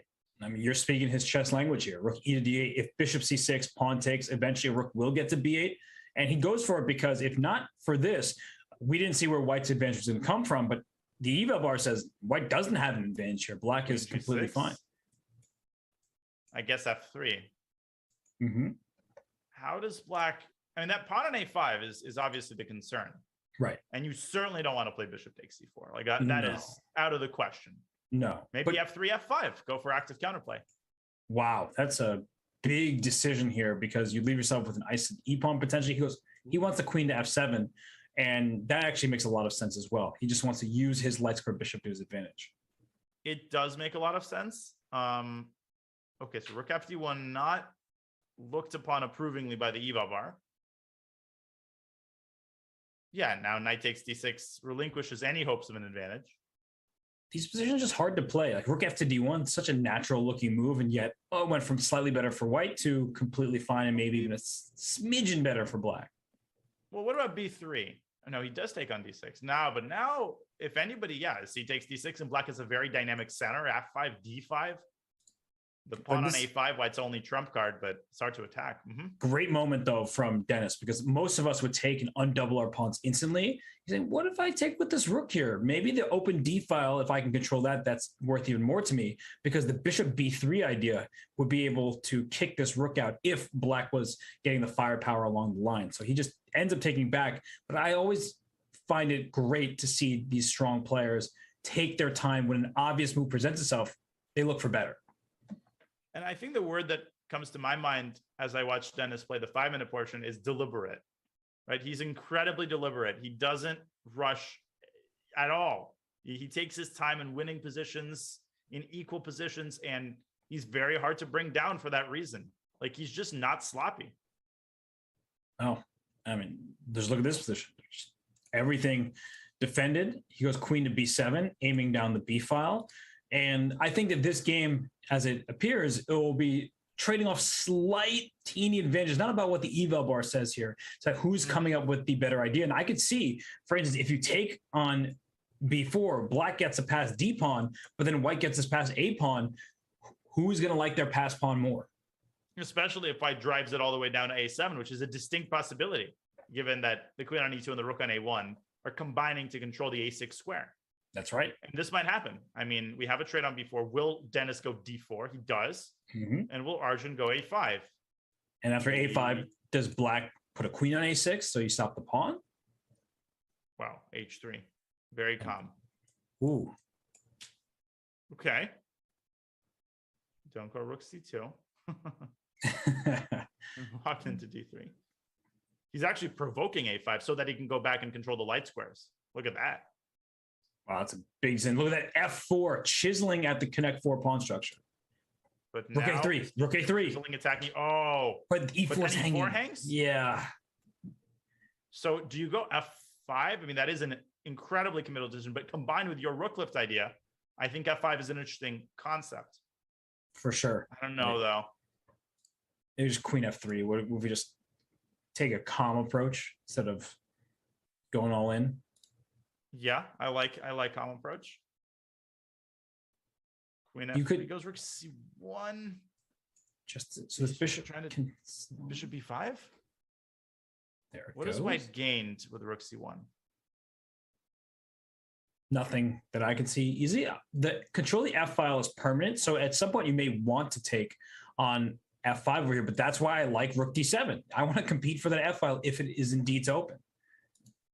But as slow as it is, I mean, eventually this idea of f5 and then a King's Indian style attack on the king side could be in the cards, although f5 queen g5 is a little bit annoying. He goes rook f2, allowing d3 as Lazavik. Oh, he's going to attack e4. Yes, he is. Very alert. And one good thing about not playing d3 is maybe you have bishop d3 at some moment to go after that pawn. So rook e8, rook e1. And what's the follow-up there for black? Maybe even rook d5 and rook e5? Oh my gosh, that is so sweet because this pawn is pinned, although maybe you could in fact take it. It's not out of the question. Yeah, and rook queen b8 check at the end could be nasty. He pushes his pawn to d3. All of a sudden, it seems like black is perfectly poised to exploit the opening of the position, whereas white is not. This bishop on b5 is really strong because it stops the a pawn from pushing and it protects the d3 pawn all at once and is defended by another pawn. So it's a really strong piece on b5. And your move, your idea, maybe this rook can come into the attack as well. And the other rook could swing to the e file via d8, as you're pointing out. Rook e3 by Arjun, preparing a rook left of his own, potentially, Yes. although e4 hangs. Although f6 and h6 both hang there. So love the way Dennis is playing. Yeah, again, deliberate, right? Eliminating every little source of counterplay. And I'll just show it, right? If let's say we made some random move like rook, I don't know, rook d8 after rook g3, queen takes d4, it looks all good. And I guess it is good because queen takes f6 doesn't quite work out with queen e1 check, queen takes g3 check, and then you get this queen because you remove the pin. So I still like king h7. I think it just, whoa, king f2, I'm not sure about at all. I don't know about that. He's walking into the fire. Queen g4, he's trying to trade queens. I'm tempted to trade because if I can get a rook g5 and then a bishop a6 c8 kind of maneuver. G5 and now rook e8 probably to complete the maneuver. And f5 is also an idea in some of these positions, although it's quite risky. He goes back. Okay, if I'm Arjun, I'm repeating moves. I'm not playing with fire here. I might trade those queens though. I wonder if Dennis is going to go for it though. I don't know if he is. He's down on the clock and he's up 2 in the match. He does, but he goes for it in a different way. So f5 available. This queen can jump into a square like b3 at some point. Not that it threatens anything from there just yet, but if we can start going after this blockade on d2, that could cause white some problems. And wow, it's so tilting h4, more weaknesses now being created by Arjun as Dennis drops to below a minute. I think that might be Arjun's biggest hope. It's pawn e4 done. It's such an easy target. Whoa, f5? Oh my goodness, f5 is crushing. F5 is totally crushing, and he finds it instantly. Oh, my lands. And rook takes e4, and black's pieces stream in with decisive effect. Yeah, can't take because e3 is hanging, and as you said, queen f4, rook takes e4, everything working together for black here. And that was the big difference, is black's piece is harmonious. White was guarding a passed pawn, blockading with a rook, whereas black's bishop stopped that passed pawn in its tracks. And now it's completely winning, but can Dennis put the finishing touches on this game? A great move, Robert. Queen h4 and queen d4, both devastating threats. And it's lost. Yeah, too many threats. Okay, queen h4 check. And queen h1? Rook d1? But f5's hanging. Whoa. So queen g5. Careful now. Wait, queen g5 was a nice square to go to? Yeah, now he's given Arjun a little bit of a respite.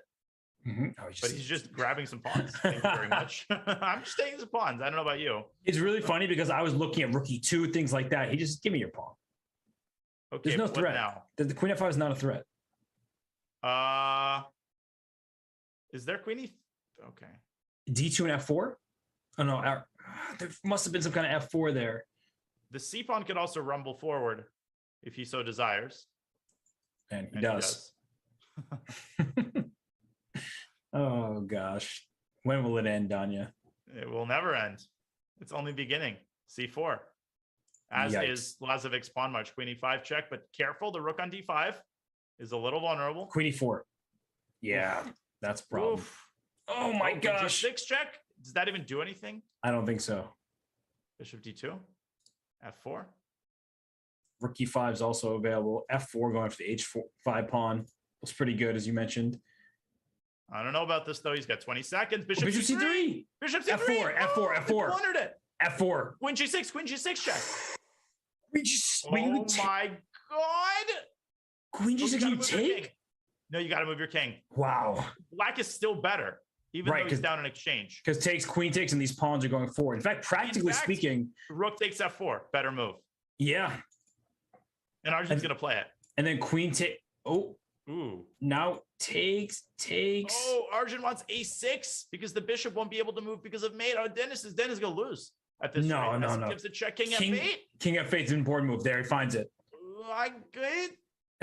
6 anyway. Does it matter? Bishop takes G7. Arjun getting a pass. D2. Push that pawn. Oh, he just gets behind the other one. Yes. Oh no, D2 is coming and C3 follows up. Wow, Promote. what a game. And what a heartbreaker there. Arjun putting together an amazing resistance, but it just wasn't quite enough. Dennis, cold-blooded, defeats him again. Dennis Lazavik, he's been in moments not 1,000% precise. We can forgive him in time scrambles for that. He gave Arjun that counterplay, but he's been the one in control throughout many of these games here. And Arjun down 3 points, I did not expect to see that today. I don't think anybody did. Smarter chess certainly didn't. I will not miss an opportunity to rub it in. Oh gosh, well, look at this. We have a stonewall structure from Arjun's perspective here, a clamping down on E4. But look what White did. Bishop B2, because you couldn't play Bishop A3 thanks to the queen being here. You want to take control over these dark squares because Black's pawns are on the light squares. Right. So knight C3 to E2, and then the other knight jumps into E5. These are all very classic ideas that have been around for many, many years, really since the time of Petrosian, and since the 50s and 60s when the stonewall was already quite popular. Yeah, exactly what you could hope for from a position like this. And some people say, wait, doesn't White get these double pawns? But this knight on E4 is about to be kicked out. And that's the problem when you see this pawn structure, F5, D5, the stonewall. The square in between, you can't kick with a pawn, whereas White can do that very easily and will likely do that next by playing F3. Yeah, and once again, I like the way Dennis is handling the opening. He's just so crisp. He knows all the ideas. Arjun goes for the trade, dropping his bishop back to C7. And do you want to take on E4? Generally, I'm not too hot on that idea because of F takes C4, right, and then Queen G5, etc. And one big question is if and when does White take on D5? Because if you take with the C pawn, then your bishop doesn't look very good, and the rook on C1 is happy. And if you take with the E pawn, then this pawn E5 becomes a protected, potentially pass pawn, as you can reinforce it with an F4 move. And Arjun backs out of E4 and perhaps going toward F7, but then the knight will be limited with F4. Exactly. And again, you'll get that same situation. F4 pawn, 2 squares away, 2 squares between the knight and the pawn, and C takes D5 you're pointing out is now a positional threat. Because you can't take with the C pawn, and that's why it takes in C4. But I don't like this again. Look at that. Yeah. This is ugly. And you can take any which way and still have an advantage. F4. Just shutting down that knight completely. Yeah, this is... White can play E4. Some people get worried about double pawns. But you can get rid of those double pawns very easily with this move E4. That's right. And you can do it whenever you want. You can start by improving your position, rook FD1, even A4 in some of these positions. You don't want to overdo it, though. And Dennis, he's going straight down to business. Yeah, why not? If you take, the queen takes back. It's nicely centralized. He goes knight H6. Good move. And he wants this knight to F5, maybe play C5 later, open up this bishop, cover the D4 square. Oh, my goodness. The White's pieces are just so perfect. Although the EVAB are not showing as much of an advantage as you would expect from a position this overwhelming, at least in its appearance. Maybe takes in king H8. try to get something to f5. I'm also thinking, like, can I take this and try to put my knight on f5? And he goes for this variation, but Great it doesn't minds think look alike. pleasant. But also be careful about bishop c5 ideas with bishop takes c6 check. Like in the event that black trades on d4. I'm going to show that. If you take an e4 thinking the queen will just take back, you pointed this out, bishop c5 skewers that queen and rook, and if queen takes c5, it's not a free piece. That's why it's good the king goes on h1, because bishop e6 is check, and also check to your queen. And he has traded on d4, but for that reason, he's followed up with b6. But a very valuable tempo has to be spent on this.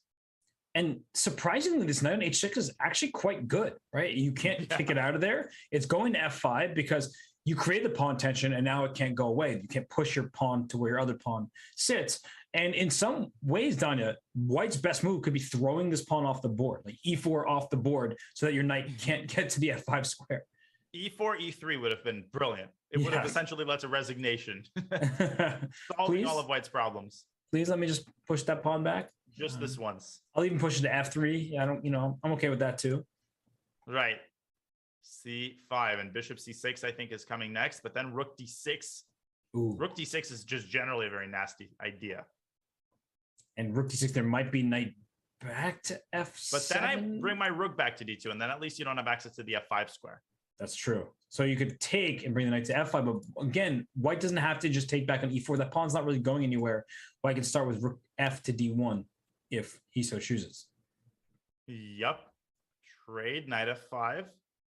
Arjun, he's holding on, and rook c8, bishop c6. Can I sack the exchange and just take with the e pawn and put a bishop on e5?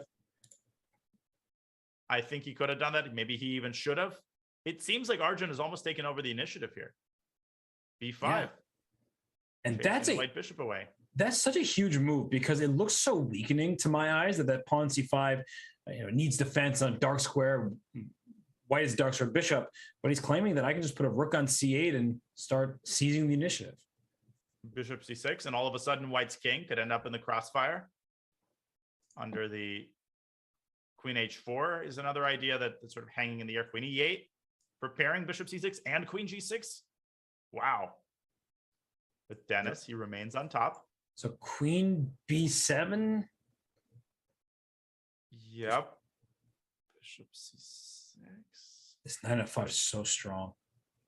All of a sudden, too, it spent its entire existence on h6, and all of a sudden it's reaping the rewards. Yeah. And if those light square bishops get traded off, we talk about this often, right? When you have bishop pair, they cover both color complexes. But if these light square bishops are gone, then how are you going to kick that knight? You'd have to play with like g4, which is incredibly weakening. Right. He's kind of going to be 7. Attacking the bishop on d7, and we discussed this move. Bishop c6 could be up next. Rook f7 is also not to be ruled out. Yeah, because if we play bishop c6 and we trade, this other rook lands on d7, which is a bit concerning. Okay.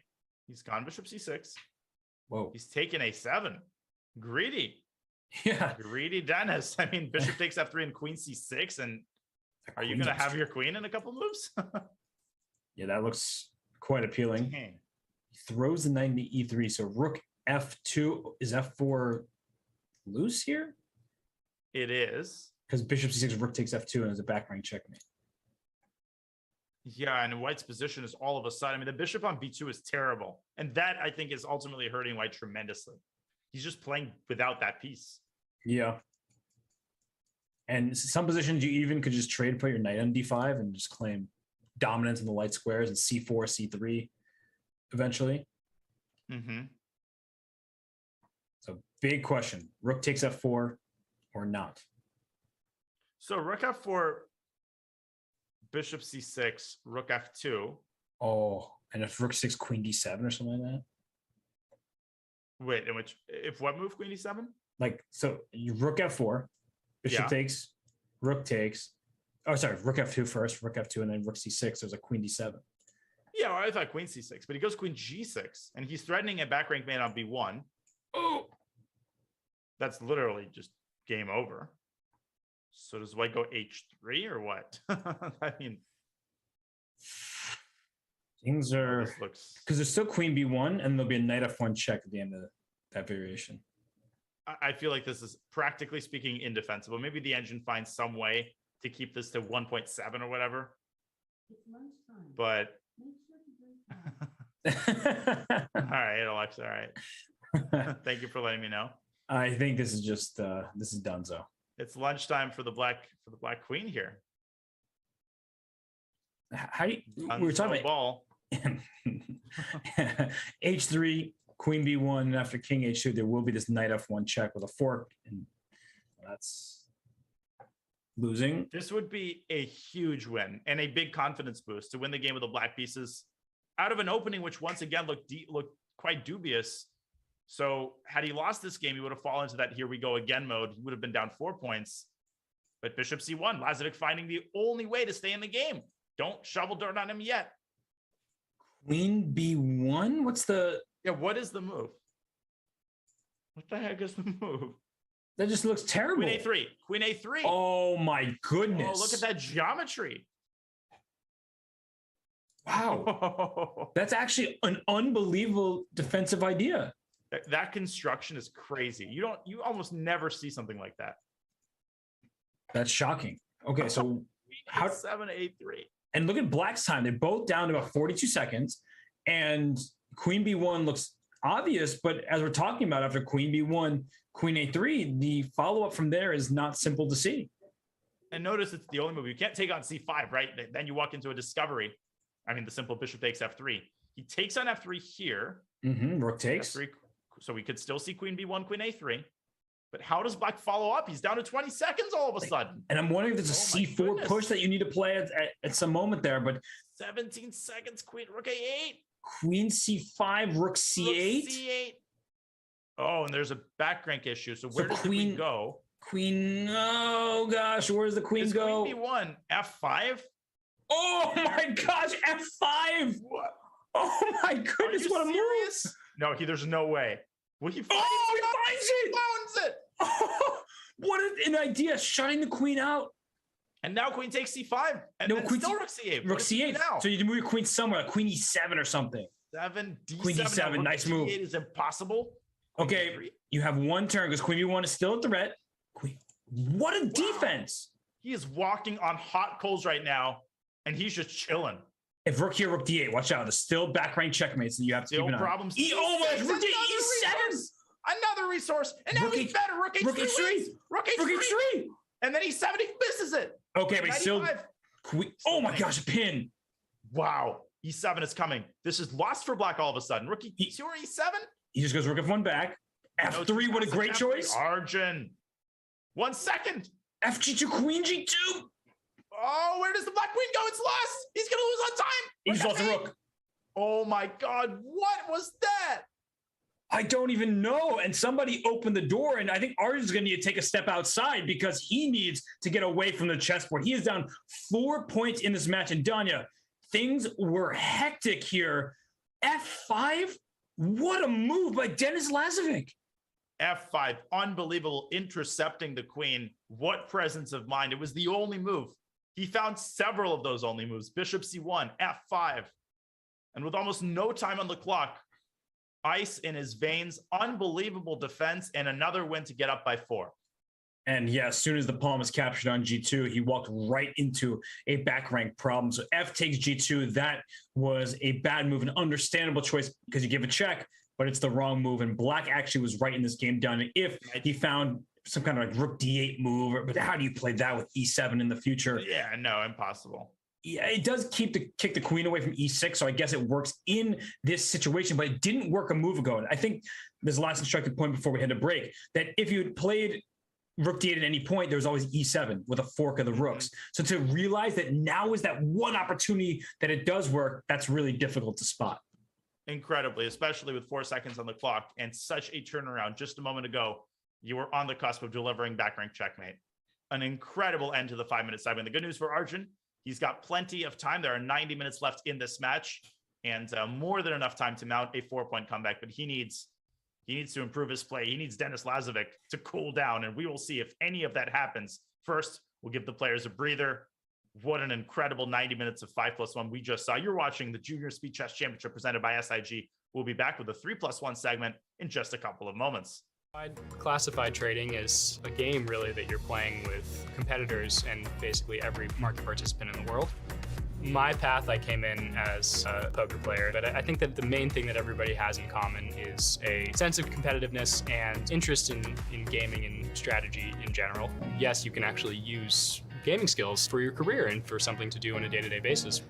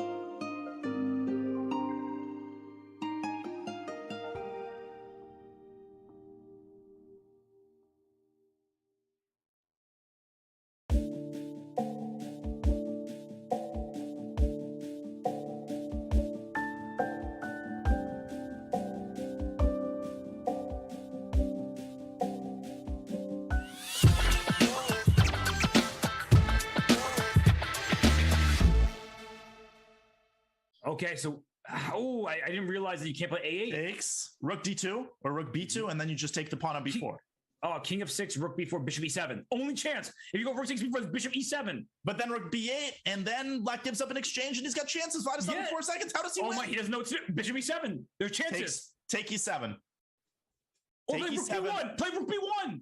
If you play rook b1, rook 1 mate. Oh my gosh. Oh my gosh. That didn't just happen. Oh. Oh my God. I've never seen anything like this in my life. Oh, and he is just destroyed emotionally right now. Oh my God. How? What in the world? I didn't even see the mate. Me neither.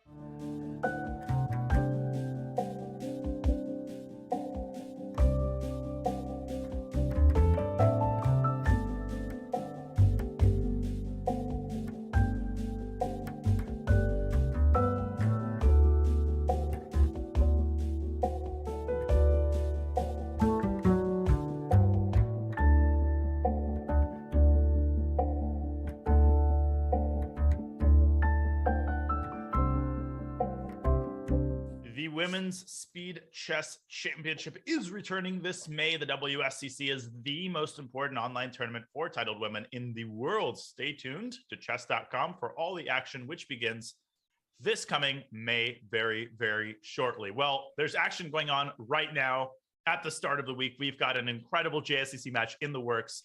Chomping it up here with Grandmaster Robert Hess. Grandmaster Robert Hess, as we look at the smarter chess stats by chessgoals.com, can we do some gloating right now? Would you like to join me in gloating? Yeah, so that 4-point lead that was predicted is accurate, just for the wrong person. No, they correct. Yeah, it was a mistake. Yeah, I understand that. Denis Lazavik is up 6-2 over Arjun Erigaisi, and the prediction was that Arjun would blitz out to a lead. That was not the case. And I saw some chatter in the chat, I mean, where else is it going to be, about how some players, they're underrated or they're over the board. FIDE doesn't quite accurately show their current strength. And that is true for many players. Now, Arjun Erigaisi has been playing game after game, tournament after tournament. He's going for it. And Denis Lazavik has played in some events. I know he played in the Belarusian Championship and some other tournaments as well. And he is gaining rating when he is playing over the board. But it does seem that he is even stronger than his current rating would indicate. I mean, I think it took him a couple of games to get warmed up tactically, but once he did, and he's been completely unstoppable. However, Arjun, what does he have going for him? He's incredibly experienced. He's been in this situation before. He's played a lot of JSCC matches. He's riding a really, really hot wave. I think Arjun has to put a little bit more care into his openings. I think the key to the kingdom for him, and I think you'd agree with me on this, is not getting those dubious positions that he was getting really with both colors all throughout the 5-minute portion as they kick off the 60 minutes of the 3+1. Completely with you. And this is the more familiar time control to these players. Knight E4 we see, and bishop back to G3. So if the bishop took on E7, the knight E4 would have been defended twice. And said bishop G3, which to my eyes is a good idea, because after knight G3, H takes G3, a semi-open H file, even if not leading to checkmate, that's scary to deal with in blitz. Absolutely. And bishop F5 by Denis, supporting the knight on E4. Obviously, a lot of transformations are possible here. White can also take on E4. In fact, White can do that right now and then try to go after the E4 pawn with knight D2, as you're indicating. But Black has defensive resources there. Bishop B4 is possible, queen A5. Yeah, rook E8. Like right now, rook E8 is possible, because if their knight takes, pawn takes, bishop takes, it would seem that a pawn is won. But just to show that very quickly, that would be a big misunderstanding, because bishop B4 is check. And discovery that wins the queen. Yes. Exactly. I'm going to take a sip of my coffee here. Speaking of coffee, I remember Effie Geller ordered an espresso at the Lone Pine. Oh my goodness! All over over my hands. Well, don't do that. That is scary. Although, you know, that is how the initial big lawsuit was had for coffee being too hot and not putting a warning label on it. Have you had any keyboard spills or computer spills in your recent? Never. No, I'm good. You've never had a single incident. Yeah, no, I'm good. I remember I got an IM norm, my first IM norm in the Budapest first Saturday tournament, and there was this iced tea brand that I really liked, but my mom wouldn't let me get it because it was really sugary. So you just like Lipton iced tea or something? Yeah, but when I got my norm with 1 round to spare, she relented. So I was preparing for my last round. I was in a great mood. Doesn't matter how I do. I'm smiling. Of course, the open bottle of iced tea, 60 grams of sugar all over the keyboard. Well, that's where it should be. It should not have been in your system.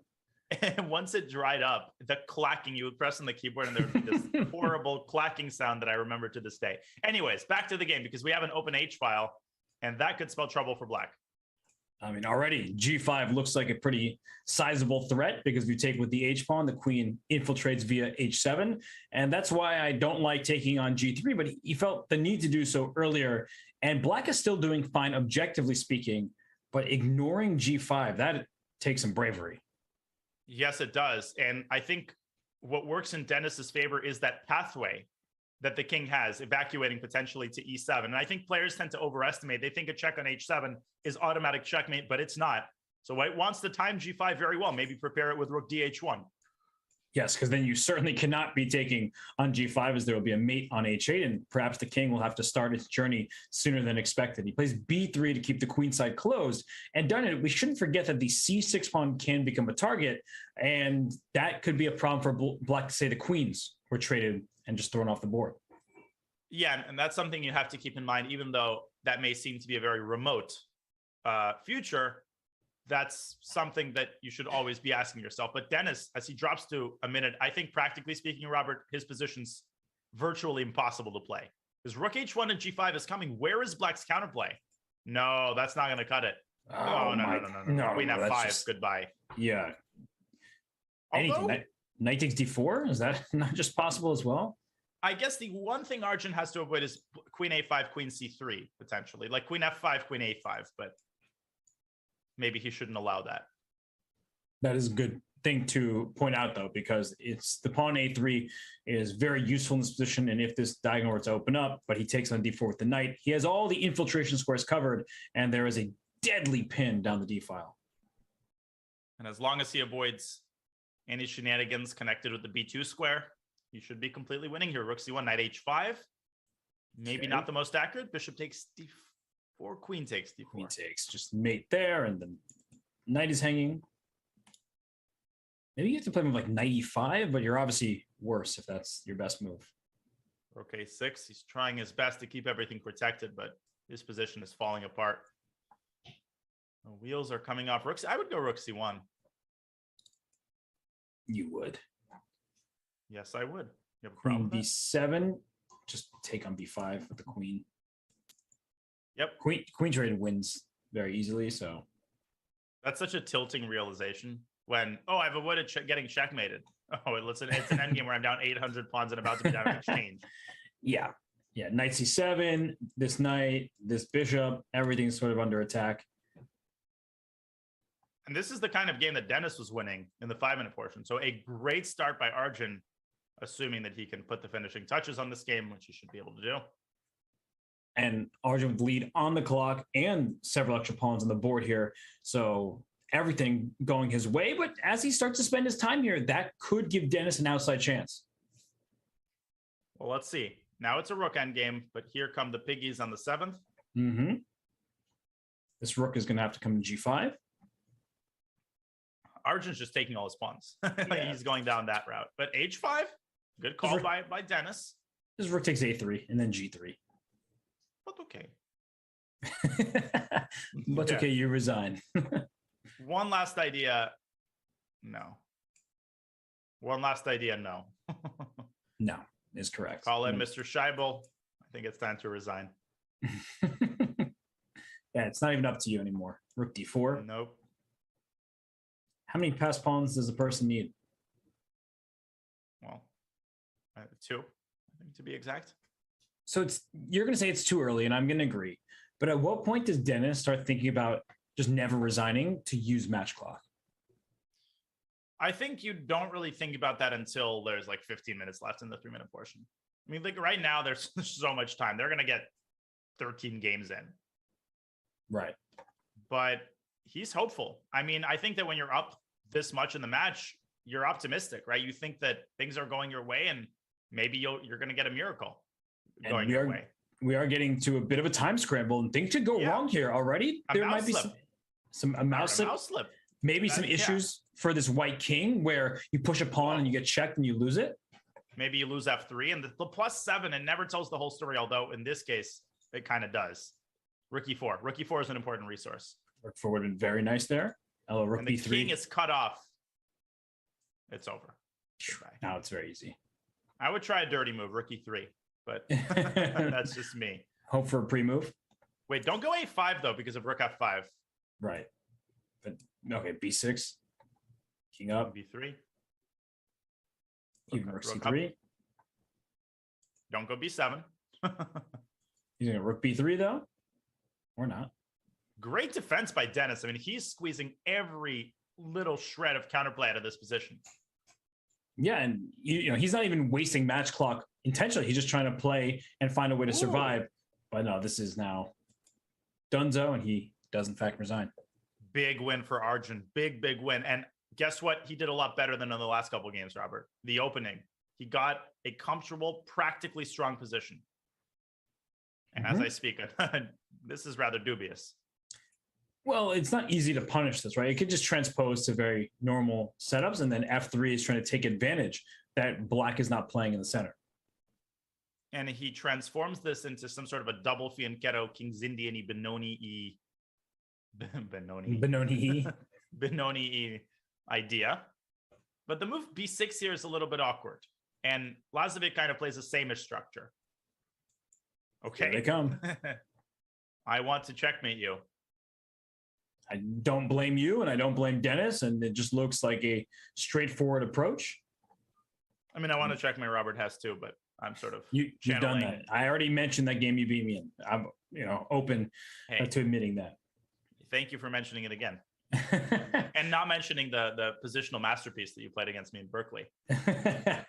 I forgot about that one. So A6, here comes B5 at some point, blasting open the queen side. This is the standard way to play against these same structures, is that white is going to try to attack on the king side and black is going to try to open up this board every which way, hither and thither, as you like to say. And that could be bad news for white, who's underdeveloped. And you know what else is bad news? You want to go h5, but there's a very concrete problem. After h5, knight takes h5, g4. There's knight g3. So normally you want to go knight g2, but here you can't play that because c4 hangs. So logistically, very hard to get this organized. And black is ready to play f5. And then black is going to be the one attacking on the king side. Arjun playing so much better already. I like this f5 move because queen f2 does cover this g3 square without getting in the way of the bishop. But as you point out, f5, now the queen's misplaced because of being... Whoa, he blundered c4! Just done. It's just over. My goodness. And you can see the exasperation there. After a 30-second thing, no less. Yeah, and this is one of these moments where it's still very early, right? But Dennis is like, I was up 4, now I'm up 2. It's Arjun Erigaisi. He's finding his rhythm. You start getting a little bit nervous that you're throwing the match. No, and this game was really one-sided. I mean, he never got off the ground. Yeah, we're on move 15, and black's up 2 pawns and just dominating. And white's queen side has literally disappeared from the board. Yeah, where did that go? Right. Drop c4, drop b2. Used to have a couple more pawns there. It reminds me of that Vitugov Yu Yangi game from the World Cup a couple years ago. Do you remember that one? Yeah. Where he just lost his entire king side and then won. Yeah. But that was in was an Armageddon game. It was definitely in a blitz tiebreaker. And here's that f5 strike. It's about time. And this is so miserable. Even f4, but anything, bishop d7, b5. I would play f4 and then bishop d7. And Arjun's presumably gonna do the same. Okay, this is a pretty sad attempt at an attack. It's one of these positions where you kind of have to keep playing, but you don't want to keep playing. Right? You want to resign as white, but you can't really do that. And if this was an over-the-board game, you would see even in the way that he would be making the moves, the kind of resignation that that you can see in just the body language. And you can see it in his body language here as well. Yeah, for sure. Or he's just calculating very deeply. But you're right. Over the board, people just start making very quick moves. And then, as soon as their opponent responds, they keep making it quick because I've already given up. Let's just hope he makes some silly mistake. I think there's an online equivalent, at least for me. It's when you start making moves carelessly with your mouse. You don't really care about a mouse slip anymore. You almost want to mouse slip because that's a form of tilt. You know what I mean? I think everybody can relate to that. You're just you're going to lose, but you can't really resign yet. So you're just kind of throwing your mouse around. And the mouse slip's almost like an excuse. I lost my queen. Yeah, whoa. Okay. I'll resign. What happened? Here, queen b3. Oh no, I mouse slipped. That's why I lost the game rather than you're down 3 pawns. I meant to play queen takes a4, which blunders the queen anyway. But let's not mention that. I mean, it's not important. And then the knight on e2, bishop on e2 would be hanging with check. No, it's not important. Nope. So Arjun here, up all the pawns. Rook f6, taking h6 doesn't look so bad. Next, I don't want to look at this. This is, and I don't think Dennis should either. I think he should resign right here. Knight h3, knight f2, and then I wouldn't even take the rook on f2. I would keep the bishop on d4 and go rook f6. I like that a lot. That's just mean chess. smart chess, but still mean No, chess. in fact, taking on f2 gives unnecessary counterplay along the long diagonal. No, that's a very fair point. Like if black had indeed taken, all of a sudden you have to watch out for your king, and as you mentioned, the long diagonal, little things like that, which could cost you in a speed chess game. Indeed, indeed. And he has gone rook f6 and taken another one. And Dennis, he's trying. He's trying. Getting the knight around to f5. Surprisingly has some mild counterplay. And okay, no yeah. The counterplay has not reached a measurable number on the Scoville scale, but if he can get something going down the H file, maybe. Maybe he can get spicy is what you're saying? Maybe he can reach the level of, the Tabasco green sauce that you have only at Chipotle. Oh gosh, well this is yeah. How many pawns is white down? Is it 4? It's 4. It is 4. Yeah. Okay, but Queen rook f7 D7. simply at any moment. There's G4 and Queen D7 and rook f4 is coming. Yeah. A3. In case you forgot about my queen side. All right. Oh wait, is that A2? No, that rook takes H7, rook takes G5, and yep, that's game. Cordial reminder that I still have a couple of passers on the queen side. King G3 by Dennis. Love it. Love the move. He's putting a lot of passion into this resistance. Rook H7, A1 equals queen protects the H8 square for good measure. Yeah, now that he's departed the H file, black can breathe easy. Queen D4 to E5. Yes, sir. Check. Doesn't want to give up anything. Nope. What is the knockout? Where is the knockout blow? Is it rook? It is rook f4. It's not clear how this game ends. And yeah, where is the actual? Okay, but still king G3, and now white threatens queen takes C7. Okay, he wants to maybe trade queens. Yeah, queen can just venture over to E5, for example. And the luxury is that he's up so many pawns that he can afford to ruin his pawn structure completely. Even with the 2 extra pawns, you wouldn't do this. But with 800, it's fine. Is that how many pawns is it? I lost count. I didn't major in math, in case you didn't know. Okay, he forces these on. Whoa. I thought he should have gone king D5. He should have gone king D5. You're correct. He's doing his best, but he's still down. Rook H6 and rook H7. Oh my gosh. Oh my gosh. Whoa. Oh my God. Rook C7. Rook C7. Oh my goodness. How did he survive this? Wait, he hasn't yet, though. I still think he's going to lose. I can't believe what I'm seeing. You're right. We're going to go back. We're going to go back right here. Rook A5. Yeah, at this point, he had to move rook A5. There's no way to make progress. The rook is stuck in place. He had that one way to draw there. If this game had ended in a draw, I swear, that would have been the craziest comeback ever. Now it's still not over.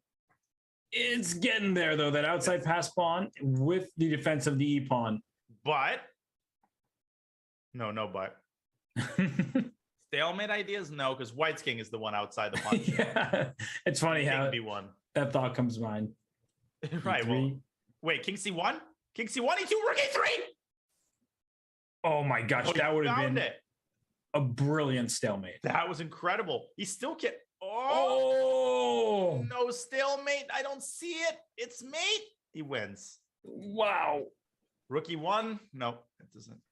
Oh, and what a heartbreaker. Dennis, what an unbelievable defense.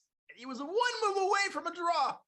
And the fact that he survived that long should make him feel good because he was up by 4. The lead's been sliced in half, but he almost survived that game. So you can almost forget that he blundered 2 pawns in the opening. The way he managed to fight there was unreal. But I would argue that in a way that's even more tilting because now you feel like there's the sunk cost effect where you just invested so much energy in that comeback, almost made it, and then it was taken away from you at the last moment. You got your hopes up, right? That's what produces the tilt. Because but that otherwise you would have already come to terms with it. Mm-hmm. That goes both ways, though, because it also shows Arjun, even when you're completely winning, you still are going to struggle against me. So I agree with you that it was energy consumption, but also on Arjun's side, it's like even the easy wins won't Be that simple. What is Arjun doing here? He's given up the 2 bishops, and he has it's just a bad position. Yeah, this is a King's Indian attack without that bishop that's supposed to sit on f4 to defend your center. Yeah, that bishop is kind of important. Yeah, a little bit.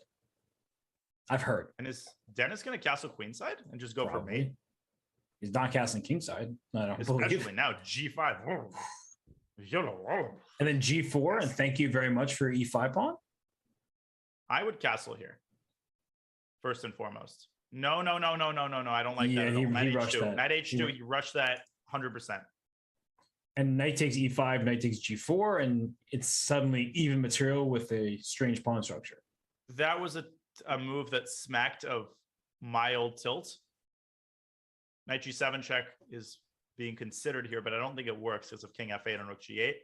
Exactly. Although there might be a sack there on e6. Anyways, he doesn't go for it. Dennis could have gotten some incomparably better version of this had he not got rushed with g4. Had Robert Hess not put it in his mind. Yes, no, blame me. I deserve it. Queen g7. Always. Bishop g6 looks like the most obvious move in the world, but is the knight f4 somehow happening? Knight f4 is there. No, there's no queen trap because the queen has the c3 score. Worst comes to worst. Right. And best comes to best. It's like the only squares. So here we see. But there might be like a rook g8, and I'm worried about this g file, like a bishop takes h4. Bishop h4. Oh, but not with this rook here. Careful. Right. He should have maybe put the other rook, because now h8 will be under the purview of the white queen. Mm-hmm. Wait, knight g6, there might be a d4 intermezzo. Ooh, but that opens up. Yeah, I see what you're saying. We're talking about queen c3, bishop takes h4. So he plays bishop f5, which is good. But let's just show that. And the point was that if my rook were not hanging, and so you could throw in d4, but if this, we're going to ignore the eval bars and go up because the rook's hanging, that black would just simply go here and then crush the game.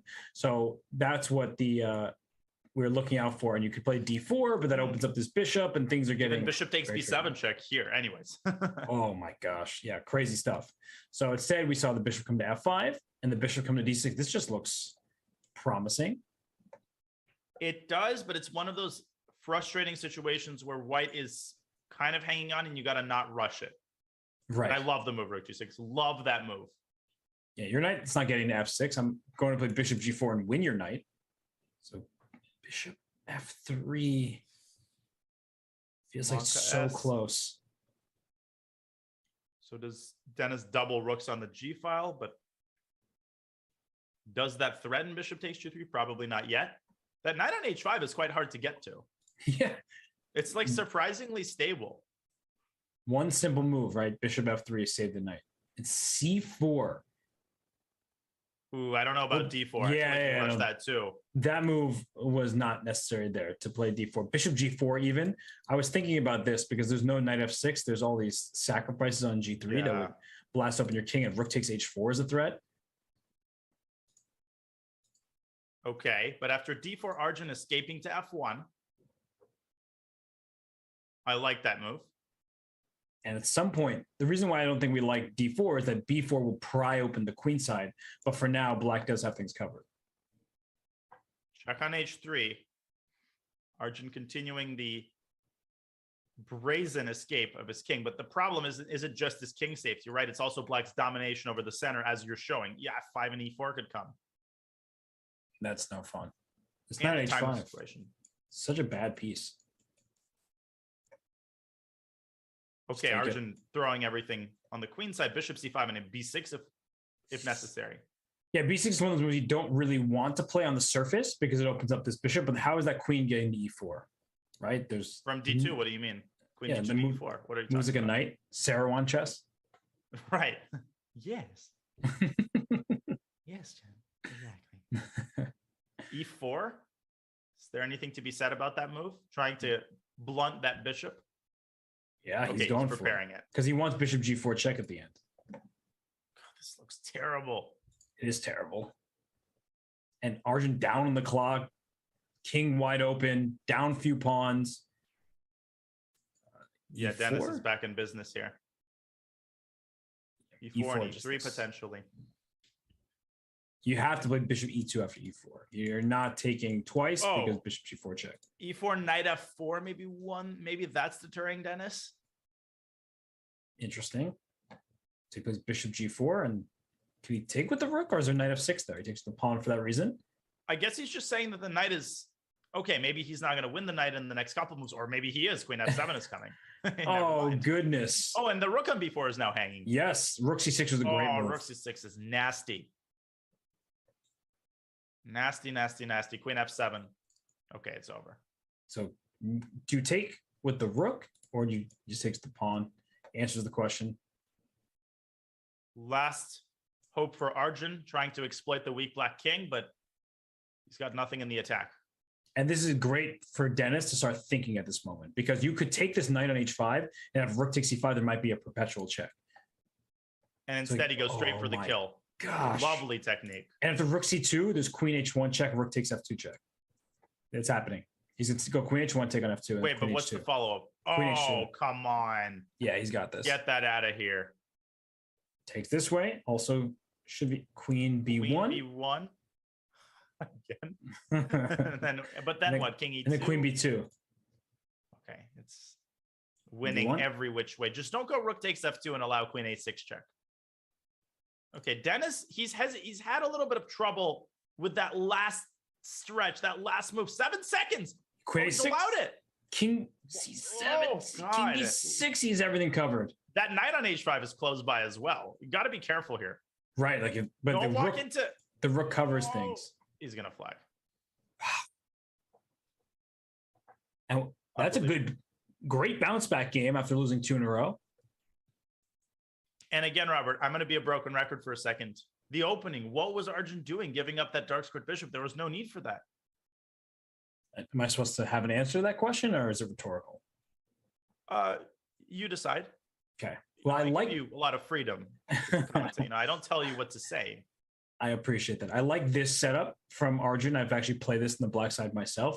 And these double pawns, I feel like in Blitz, it's good to give your opponent double pawns, but there's some nuances here that are not always easy to figure out. For example, in this position, after d5, like, is white going to take here? But then it leaves you with this isolated pawn. Is black going to play c6 or knight c6 to knight e7 sometimes is a viable option. So for both sides, there are complexities, and they're both going to have to work on this. One of the typical plans for white here is to play f4, f5, even if it entails a pawn sacrifice in order to break apart black's central pawn structure. But you don't want to mistime that, because otherwise black is going to get a huge stronghold on e4 for the knight. That's right. And on the other side, white would love to play knight c3 to e5, but it takes forever for the knight to reroute there. And the rook's getting in position, knight a4, essentially eyeing c5, which Dennis, or which Arjun responds to by moving his queen. Yep, h5. Wow, lots of positional ideas being quickly executed here. Yeah, I said it took forever, and he said, sorry, how long did that take? That was pretty simple. Wow, c5 opening up. Middle. No, I don't like this. Knight e5 is coming. Bishop h3 you're showing. This is great for white. Dennis is outplaying him here. Queen d6 was a good move, though. Getting back towards the center, defending d5. I don't know about that. That might have been a little premature. For sure. That even rhymes. c4. Yes, no, please. Now Arjun is better. Yeah, that was a few moves in a row that slight inaccuracies that give black the advantage, because your bishop on g2, it's staring at this pawn, and you want to put a rook on e5, but that's a pass pawn on c4. And queen b4, eyeing rook e7. I don't know how dangerous that is. Is it worth going b5, or is there a better way to defend c4?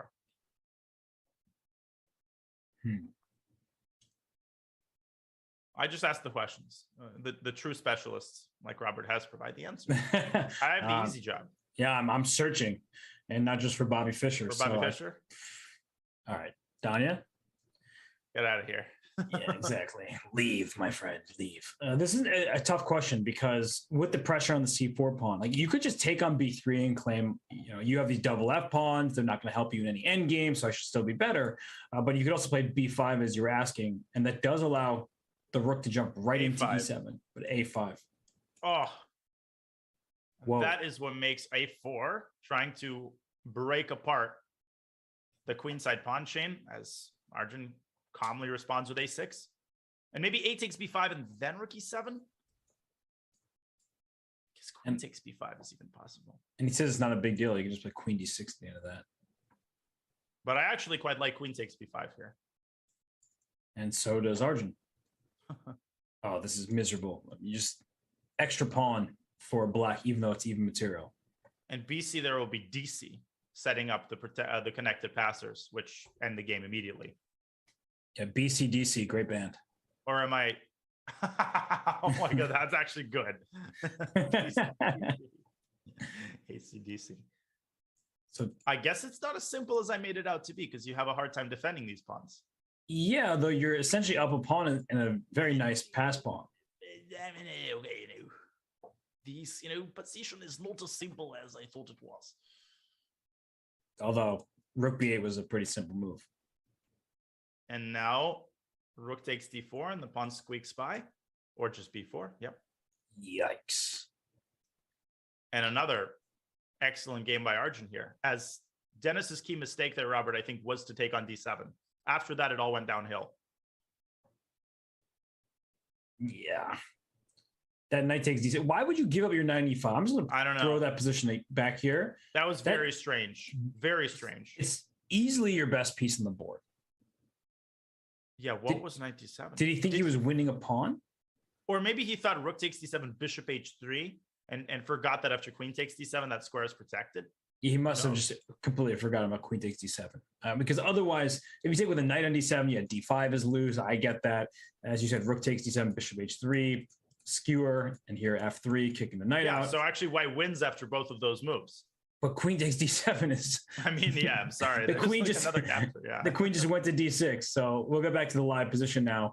And white went rook c5, but what's the idea? I have a student who always does this. When he makes a losing move, he says, okay, but if it weren't for my opponent's one winning move, this move would have worked. Like, well... Don't play rook c8. Because if it weren't for bishop takes f7 check, you'd win. But unfortunately... It would be a great move. What about that pawn going that way? I like the subtle before b3.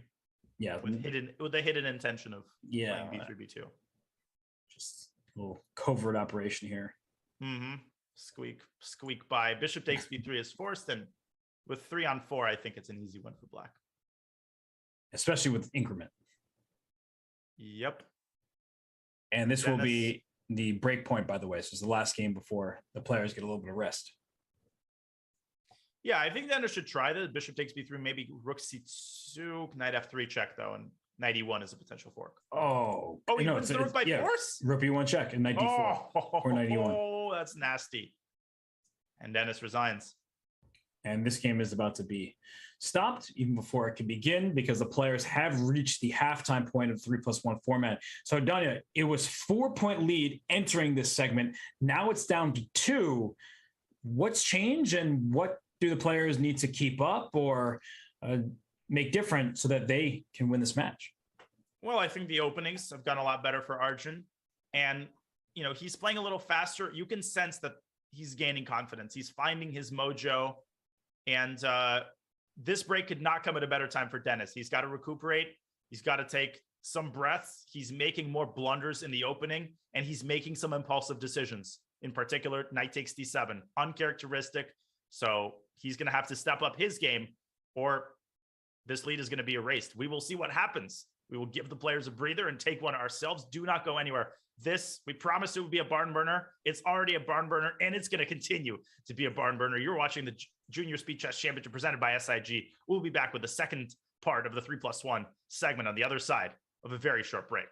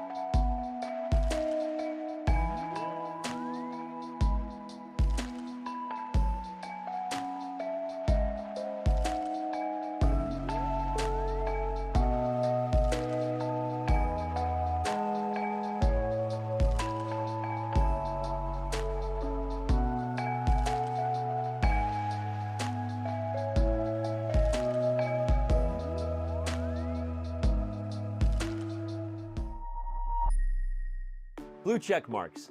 Everybody loves blue check marks. Chess.com is excited to launch its own blue check mark today with our verified members program. And for the first time, for any online platform anywhere, there will be a transparent and clear process to how you become verified and get that blue check mark.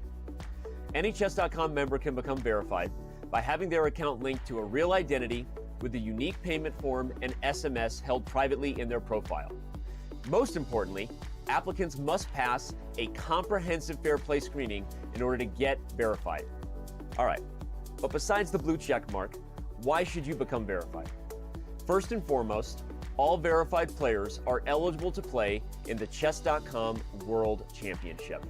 With $1 million in prizes, including regular cash prizes for non-titled members, this massive and historic event has but one cost of entry: your $15 verification fee in order to become verified. Additionally, other verified benefits will include access to regular verified-only events, listing on verified-only leaderboards, priority pairings against other verified-only members, and more.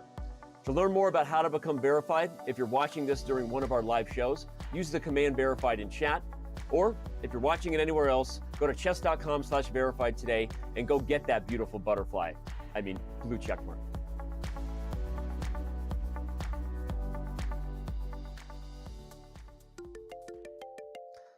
What is going on here? Hey, Elon. Yeah, no, you saw the news. I know you like buying companies with blue check marks, but we're not for sale. Dude, do you even know how to move the pieces? All right. We're going to get back to this later. I got to record a video. Thanks, buddy. Elon. Welcome back to the Junior Speed Chess Championship presented by SIG. We are watching an epic match. No better way to start the week than to watch Denis Lazavik take on Arjun Erigaisi. Grandmaster Robert Hess, currently a 2-point lead for Arjun, who has halved the 4-point lead after the conclusion of the 5-minute portion. What is your take on who's got the momentum right now? What is Denis telling himself? What adjustments does he need to make in the second half of the 3-minute portion?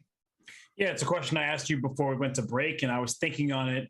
And I think that Denis has been playing great chess. That last game, that knight takes d7 move, inexcusable. It wasn't the biggest blunder of the match. There will still be more to come. But those decisions, he made a very improper one that's unlike him, and ones that he was not making in the longer time rules. And on the flip side, I think that Arjun, he's making sure that he keeps steady on the clock. He is not making any tremendous blunders. But if we go even back to game one, his big blunder was with mere seconds remaining when he was going for a checkmate, and then he did a wrong move order, sacrifice a piece that didn't pan out. So I think that as we head into Bullet, both players are gearing into some of their best form. And Arjun in particular, we've seen an improvement in his play.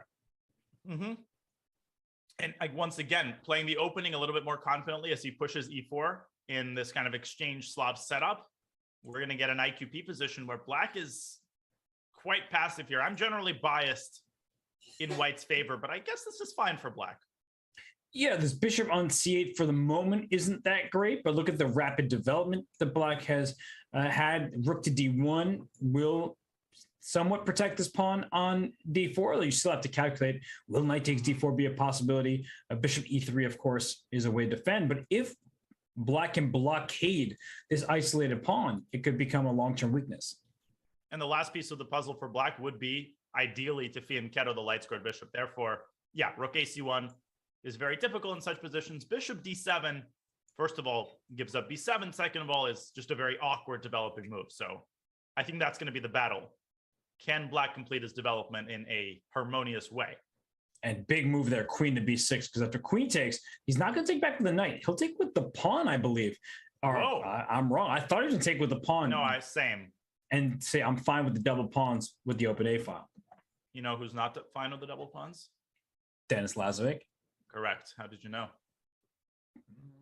Because he didn't do it, I want to say. Although this does give the c5 score, which is one of the reasons I liked having the pawn on b6.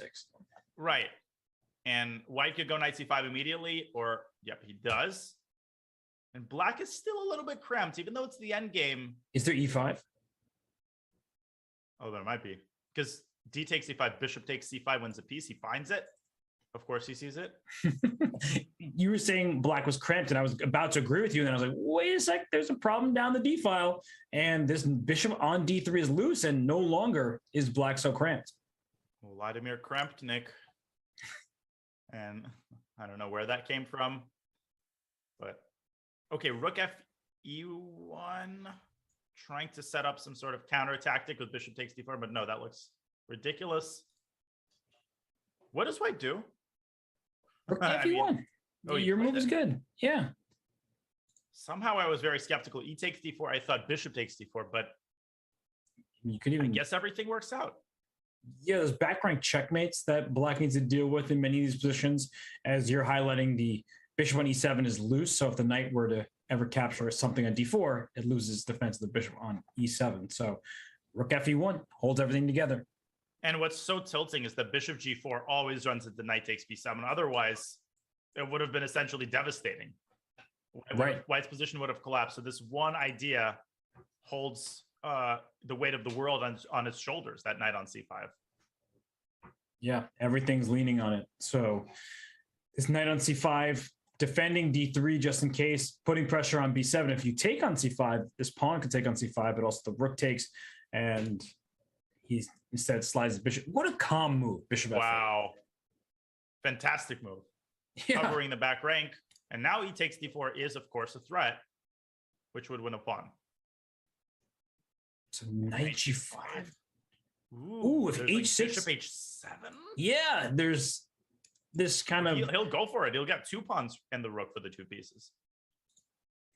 Wow. And can you just play the move G6? And he does that. There's no bishop C4. That's really important. This knight on B6 covers the square. Knight Ge4 could be an interesting positional sacrifice going after the dark squares.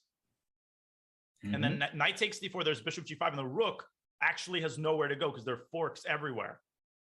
So knight G4 looks like a very promising move, as you're saying, with bishop G5 to follow. Could run into F5. 47 seconds now for Arjun. So much to calculate here. Yeah, that F5 move is really a shot there. You think that you're stabilizing for white, going for an initiative, and black's I'm going to do the same. And I think F5 is the move. Because knight F6 is King G7. And you can't take on E5 to defend that, because still your bishop on D3 will be hanging after the bishop removes the knight on C5. So Dennis needs to strike right now with F5, otherwise he's worse. Absolutely. He needs to pull the trigger. This is his chance. If white winds his tentacles around the dark squares, black is going to be permanently cramped. 45 seconds now for Dennis. Will he decide on F5? And he does. Up to the task. And all of a sudden, if the knight has to go backwards and then E takes D4 wins a piece, if knight goes to D2, F4 traps that bishop. Knight F6, King G7. How does white even save the piece? So King G7? Yep. Bishop G5 blunders D4, but I don't see an alternative. Yeah, because H6, you have knight H5 check. That's what he's relying on. He'll give up two pieces, get the rook, get the pawn, and just rook takes D4. But now H6 is a huge threat. And how do you defend against it? With no time on the clock, bishop takes C5 is also a threat. Knight E8 to C7? Oh. No, but now H6. Knight E8 to C7, I take your bishop, and there I get two pieces for the rook. And the knight's defending this rook on A8. So just 8 takes G5. Look at this. No, this is completely winning. Wow. Dennis Lazavik. Still not over, though. I mean, I understand it's +6. It's not mate because of King E7. I thought it was Oh my checking. God, one square. If the bishop was on E7, that would have been mate. Yeah. Oh, goodness. Arjun's still trying here, but Lazavik, look how A6. So deliberate, bishop D7. But then bishop takes E6 and rook takes E5. True. And rook something to E4. You know, in my experience, these positions are never that easy to win. Although I love the move G4, because if he can keep the rook on the board, he can even go for an attack here. But Dennis Lazavik, he's just on fire right now. Knight D2, Knight D6, and to E4. Rook takes. Okay. But now that knight is a little restricted. F4, knight F5. That's Unrestricted? Yeah, he's going to free it up. Okay, knight C4 is what he opts for. F4 check. And then knight T3. Thank you very much. That no-brainer. Bang. Oh my god, he's gonna get mated. Like Rook knight takes g3 is, d4. yeah, knight g3 at some point is gonna lead a check. I think Arjun wants some sort of stalemate procedure, but I think it's a little too far fetched. Bishop takes it. Look at this. Oh, look at this. G5, bishop f3, rook and h2 mate. H2. Mhm. No, G5, rook takes G5. What are Oh, we there's a saying? rook there. I missed that too. Is it? It says minus 61 here. Yeah, that's about accurate. But no stalemate. Oh, look at that. Rook H2.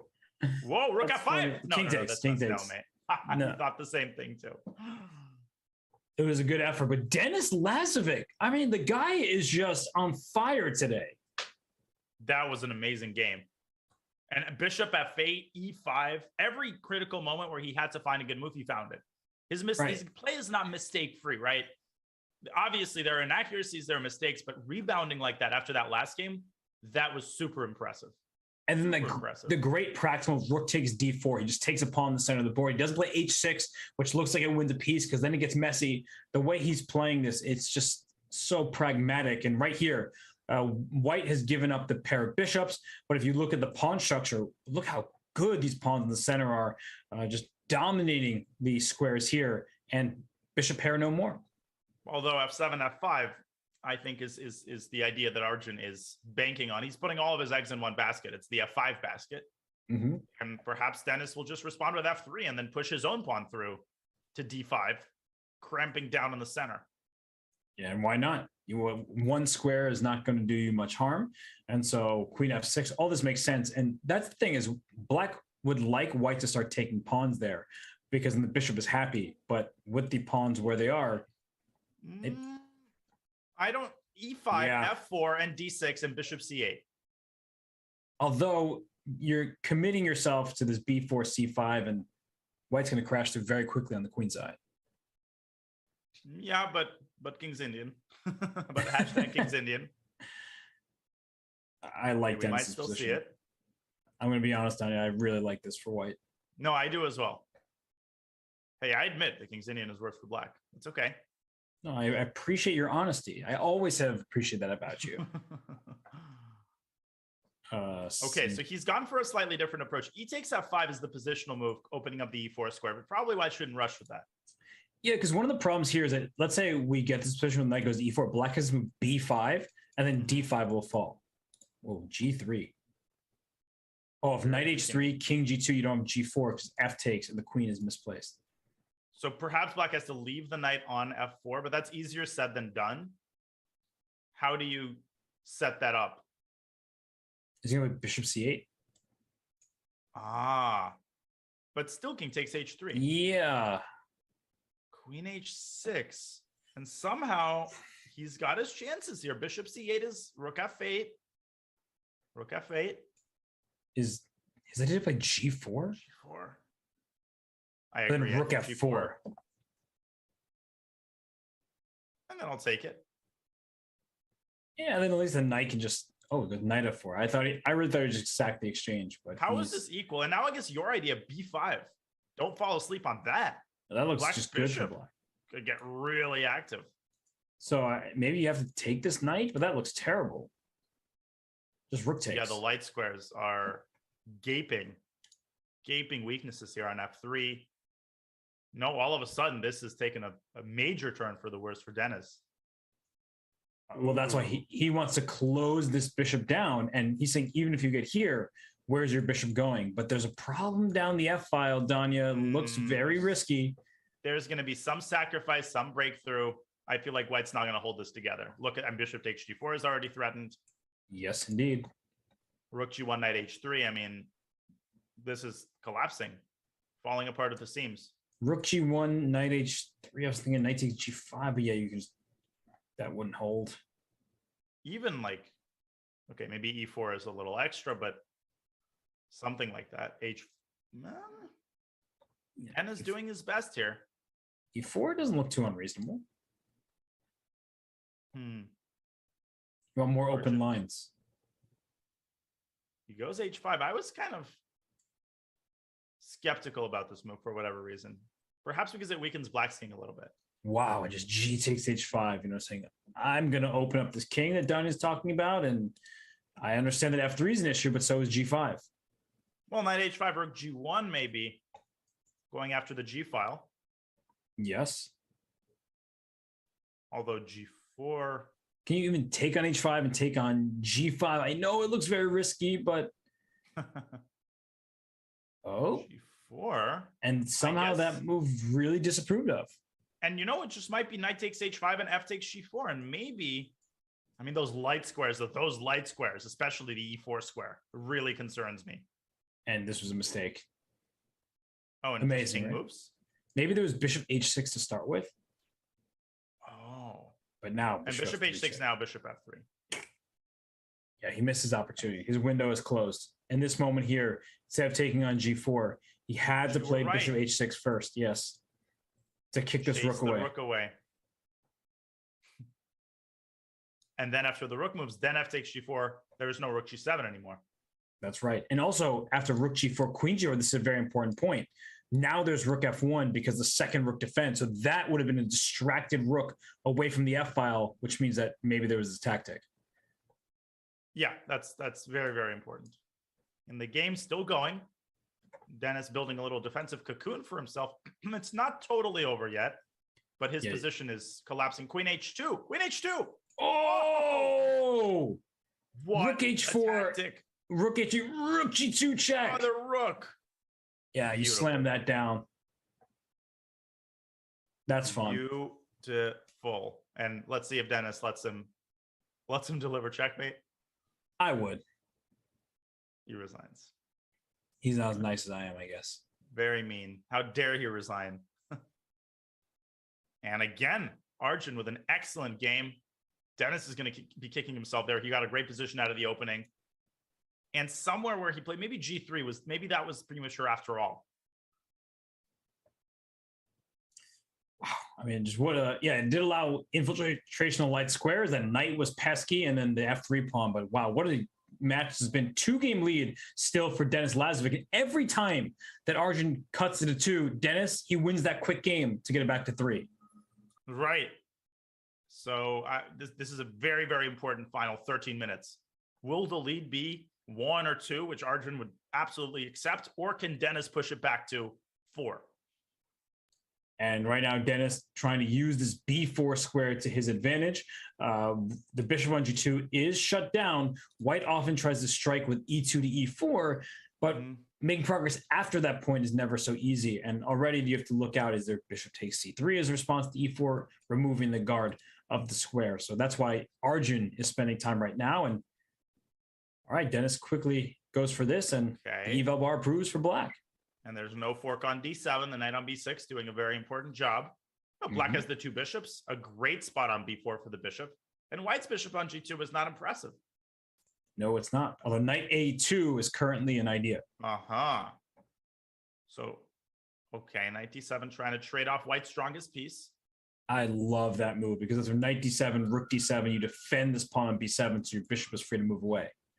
Exactly. Knight A2 is no longer dangerous. And another great position out of the opening for Dennis. E5, there's maybe D5. But the knight C5. Uh-oh. That knight gets in real fast.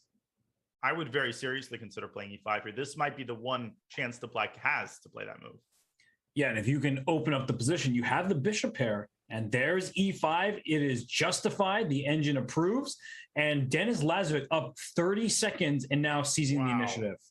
And it just feels like White is really, and it's not an exaggeration to say that White is on the verge of collapse here. With the knight coming into C5, the bishop on B4, holding everything down on the queen side. How does White even get a feasible position here? Knight A2, perhaps? You can even start grabbing this pawn in the center. No. D3, anybody? That's a party on that square. This looks... I'm even looking at queen E6 to force a queen trade. Absolutely. I mean, White's got these long-term weaknesses, and Dennis also looking at queen E6. Yeah, that's very quickly, and down goes White's queen side. This is the thing, or we love to cut the board because it's even material, technically speaking, but White has an extra pawn from the E to the H file. Black has an extra pawn from the A to the C file, and Black's pawns are much more mobile, and White's pawns are just much weaker. But Arjun has just made an excellent defensive move, knight e2 to d4, warding the bishop off of b3, something Dennis might have underestimated. And where does that bishop even go? Yeah, it's going to have to Bishop C4, retreat. Bishop f1 potentially, or And then maybe maybe- rook c1 and bishop f1. Just kicking that bishop out of there. Well, rook d1, there's bishop c2. Oh, and I guess rook a1. And then you're a little bit passive, so then I can move my bishop somewhere back like g6. So bishop somewhere this way. Don't trade bishops here. That light square No, bishop no, is the key to attacking the a4 pawn. And bishop c4, not approved of. No. I guess he can move his king potentially. He does. And it's important not to rush a move like c5. I can understand people wanting to bring their rook down, get the open file, but that gives away such important squares. And maybe Black's winning chances revolve around b5. And look at this. Because the king's an f8 down here, there's no bishop f7 check. Right. That's a very good point. King goes up to e2. Arjun continues to make improvements to his position. Now it's going to be very hard to make inroads. Don't play rook d1, though, because bishop f3 check. Oh. Yeah, he's hoping for that. Don't play No. that move. Knight d2, Arjun alert. But Go back eventually, and forth. there will be a b5 break, right? Yeah, and Dennis can milk this forever, right? He can also push some pawns on the king side, g5, just play neutral moves like rook d6. Everything takes time here. It's so easy to blunder. And If you're knight Arjun. c4, bishop c7. It's a one move threat. a5 is defended. So this is playing on both sides of the board. You have bishops. Open up this board right now. And rule 2, do not trade bishops. And don't play bishop b3 if you're Arjun. Now there's rook takes d2. All of that takes time. And you could provoke f3. I'm not sure if you want to, but bishop g4 check would have induced the move f3. Okay, so he's pushing his king side pawns now, h5, potentially opening up a second front, as you're showing. Yes. And he plays f3 himself. Ugh. A- That looks H4 ugly, but I understand why he played it. Exactly.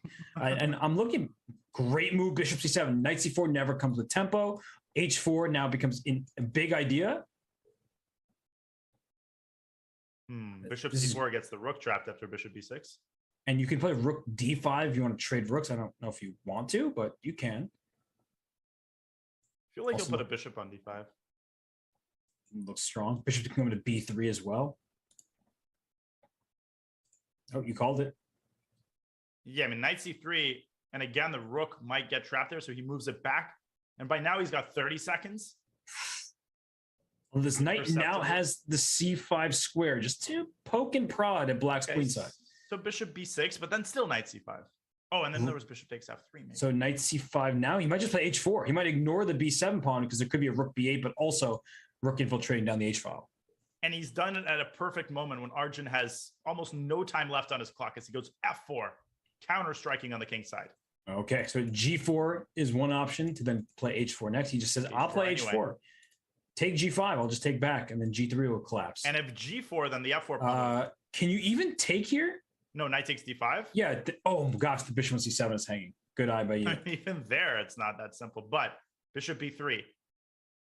Now he opens the second front. Here comes the rook. Oh gosh. Here comes the bishop. I almost want to play f5 there, but he goes for this. What is mate. mate? Wait, what do you do? What is white? Just take and then move rook h3 later.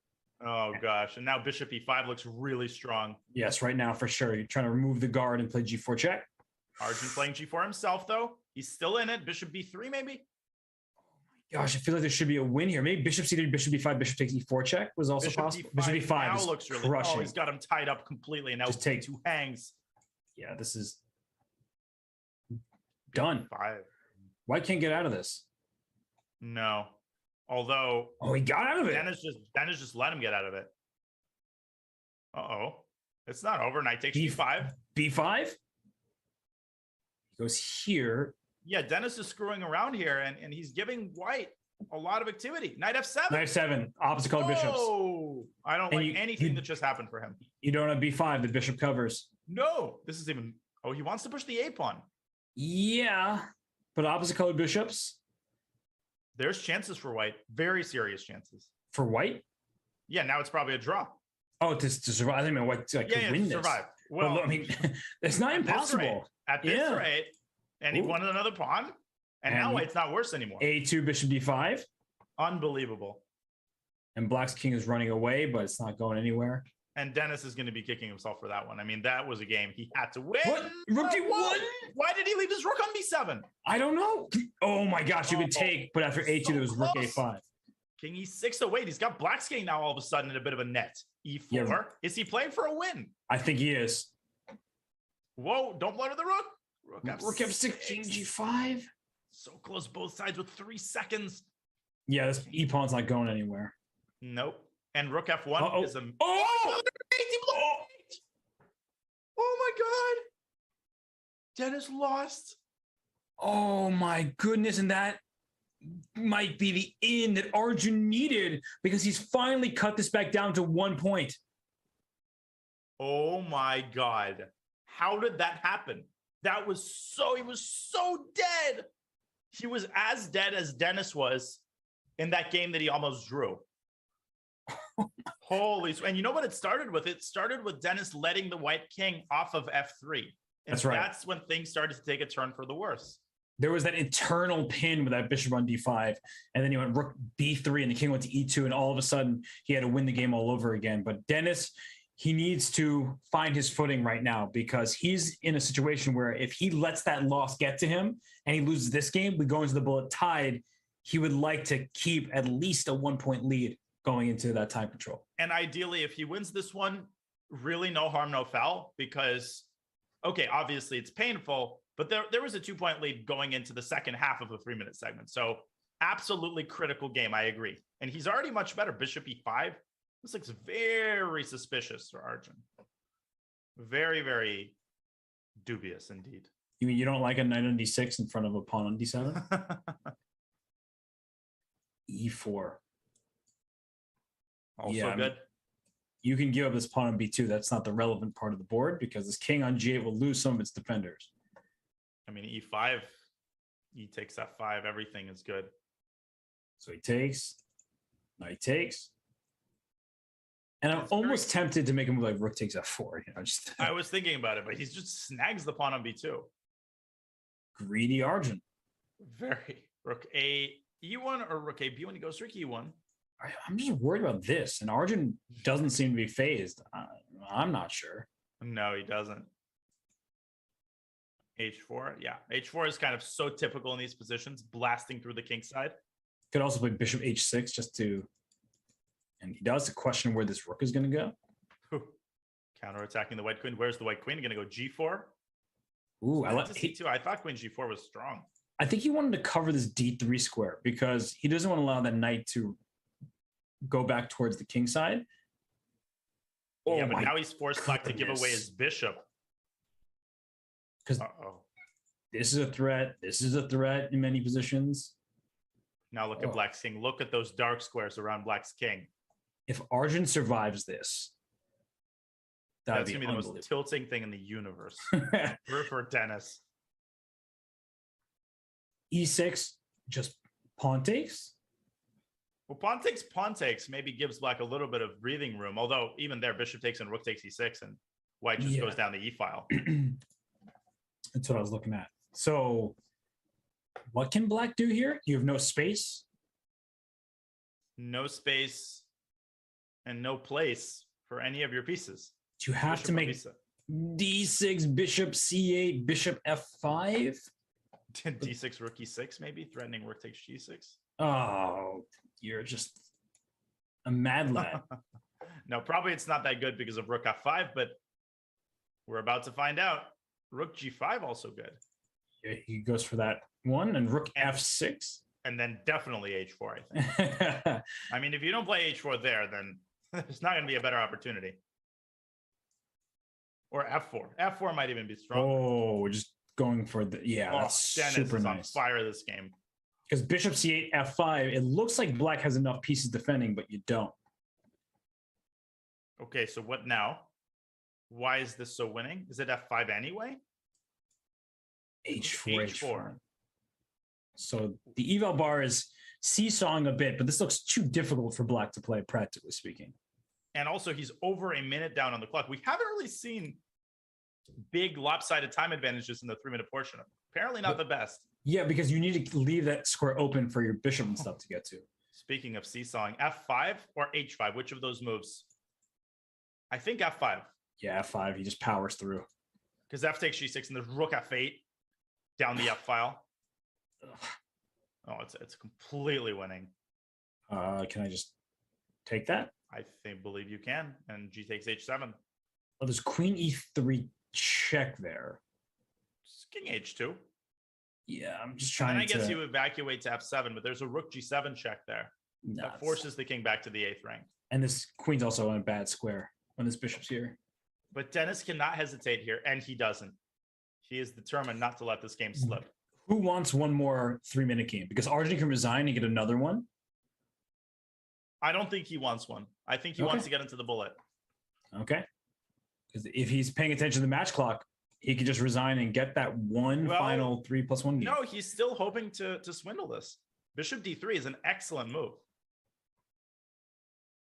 How does I win exactly? Like, where is the knockout blow? All right, it looks so winning, but Bishop D3 was a good trick. Queen C.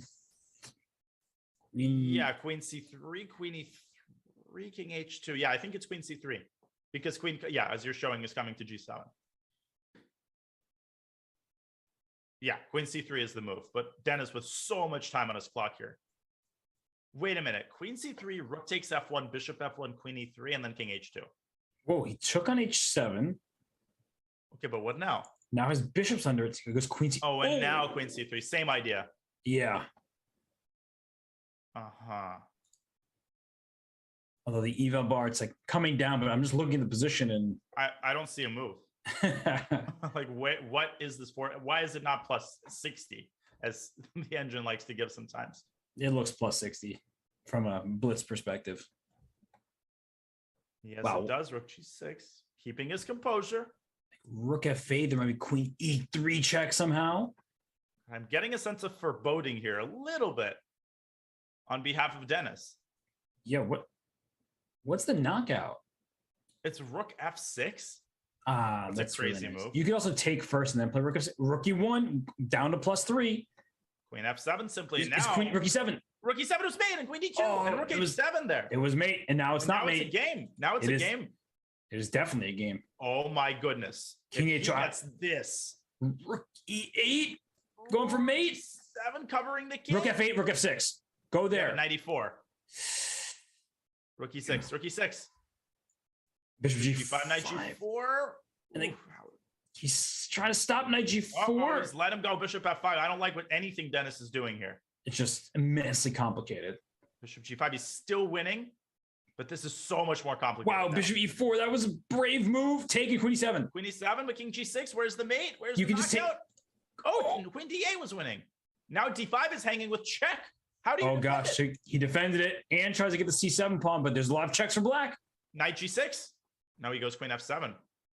Who's playing to win here? Yeah, I think Arjun's playing to win. Maybe not worse. Oh, gosh. D5. Oh, my goodness. Black is better.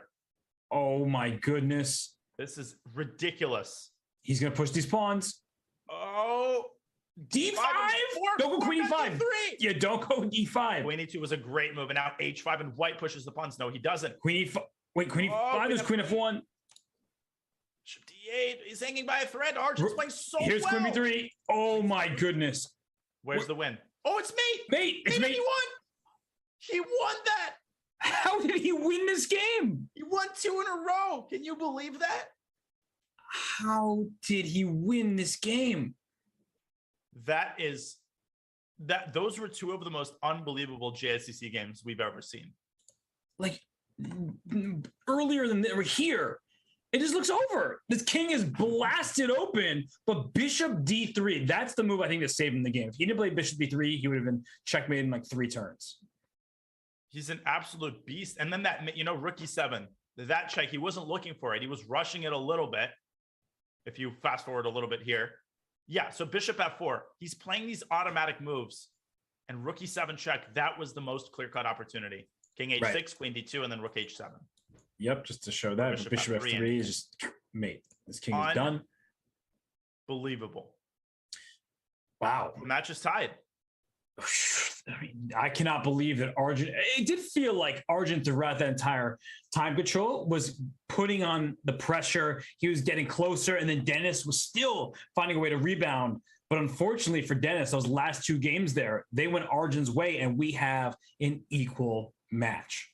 The match is indeed tied. Arjun has erased the 4-point lead with which Dennis came into the 3+1 segment. And now it is time for the decisive 30 minutes of bullet. Ladies and gentlemen, we will give the players a very short break.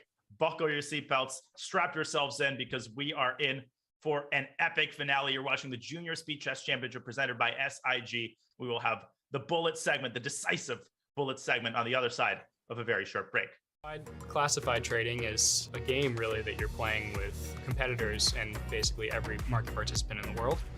My path, I came in as a poker player, but I think that the main thing that everybody has in common is a sense of competitiveness and interest in gaming and strategy in general. Yes, you can actually use gaming skills for your career and for something to do on a day-to-day basis.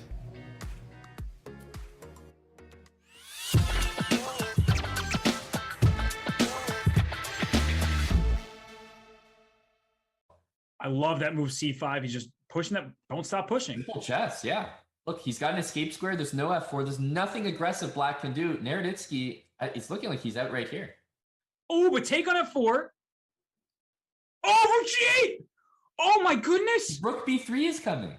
Oh, is that King mate and Rook G4 is mate? It's checkmate. Oh, my God. No way. It's literally forced mate. Oh, my gosh. And poor Min. I can't believe that. I've never felt so devastated for somebody. Even Danya, his mouth is wide open. He can't believe that's forced mate. Oh my gosh. I'm actually in shock, Robert.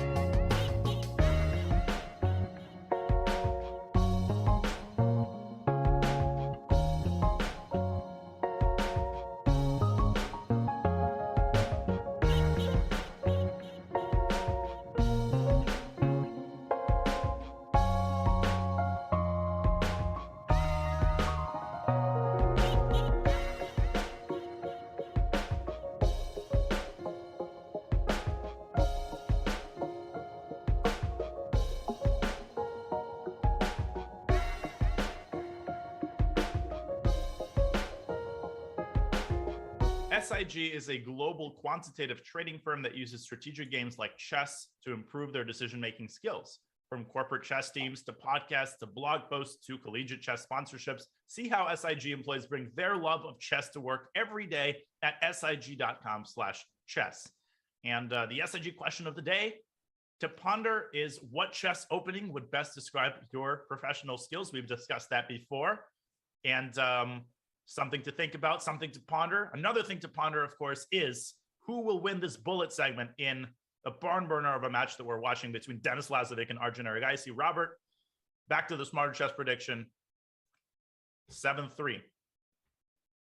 Well, Smarter Chess was correct in the 3+1 time control because Arjun won that segment by 4 points after Denis won the 5+1 by 4. So I don't think Arjun is a 4-point favorite in Bullet. We saw Arjun play in the Bullet Chess Championship where I don't remember who was it. Some guy, he won, I think, by 15-3 score. Oh yeah, that was you in the opening round of the Bullet Chess Championship. So I think that it depends on the Arjun we see today. When he's in his best Bullet form, he could take on anyone in the world. But there are times where he gets, just on a lopsided battle and he can't right the ship.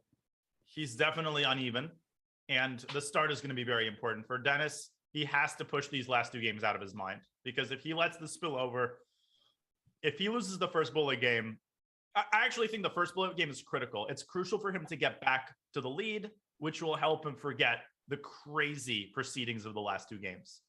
Yeah, and the game is underway. Queen to B3. We've seen Arjun opt for these systems with the potential queen trade, and now it's Black who takes on B6. This rook on A5, very active. A5, what a move. There's a lot of pressure down on this D5 knight. If you take on C3, maybe rook takes F5, but then there's knight A2. So you would just take it back on C3 first. E4, knight C3, EF, I guess is the idea. Okay, and what does he gain as a result of this incredibly fancy combination? Some weak pawns is what he has. But Black has the stronghold on D5. Yeah, no.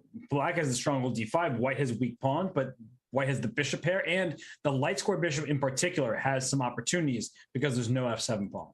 Mm-hmm. Knight B6.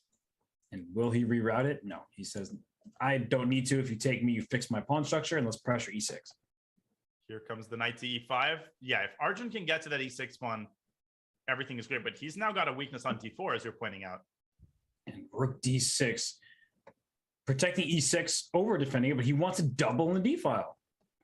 The knight rerouting around to F4, putting more pressure on E6. That pressure has almost gotten unbearable. If you could push this pawn to F5, that would be an attempt. Arjun, he's playing so quickly too. There's a thought he plays B6 to keep the knight up. I was thinking he could even try B5. Ooh, but now his position is starting to shake. And Arjun playing so quickly, Danya. Crazy. He's got 50 seconds. He's got massive pressure, and he can start pushing his kingside pawns. I thought F4 and G4 was promising. Now, knight F6? But C6 hangs. That's true. So rook E3, if you took, there was knight C6. He's going to bring his knight to E7, I think. Or to B4. Nice. D4. Oh! I think he forgot about rook D5. But he saw it Wait, but rook C, what was rook C1?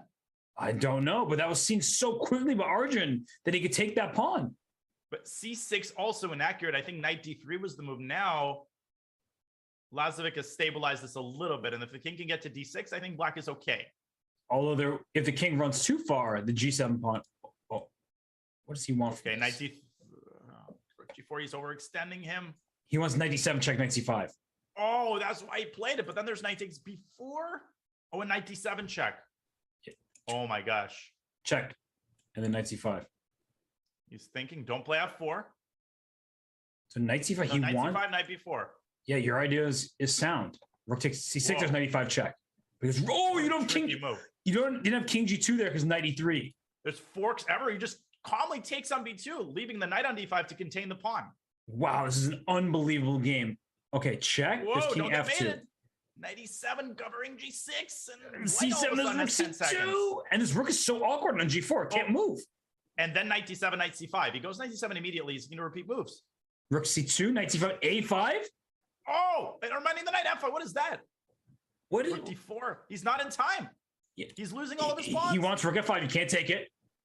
King And E8, King though. E8, Rook E5. Oh my gosh. And King F8. I guess? No, gosh, he runs that way. Knight King C8? E7. King H. Oh my. Oh, You can't stop the pawn in you the end. can't stop it. Oh, and it's a draw. Oh my god. Or is it After a draw? He's all got that? 6 seconds. Oh. Unbelievable. It's a draw. Yeah, this is now with the increment, easy. What an epic first game of the bullet. That took 4 minutes off the match clock. And I have to say, that was unbelievable defense by Denis Lazavik. Yeah. Just stopping that C pawn, taking on B2. Say, my knight has that covered. And now we have fireworks. We have B5 protecting this pawn on C4, pins on the C3 knight, pins on the F6 knight. Here we go.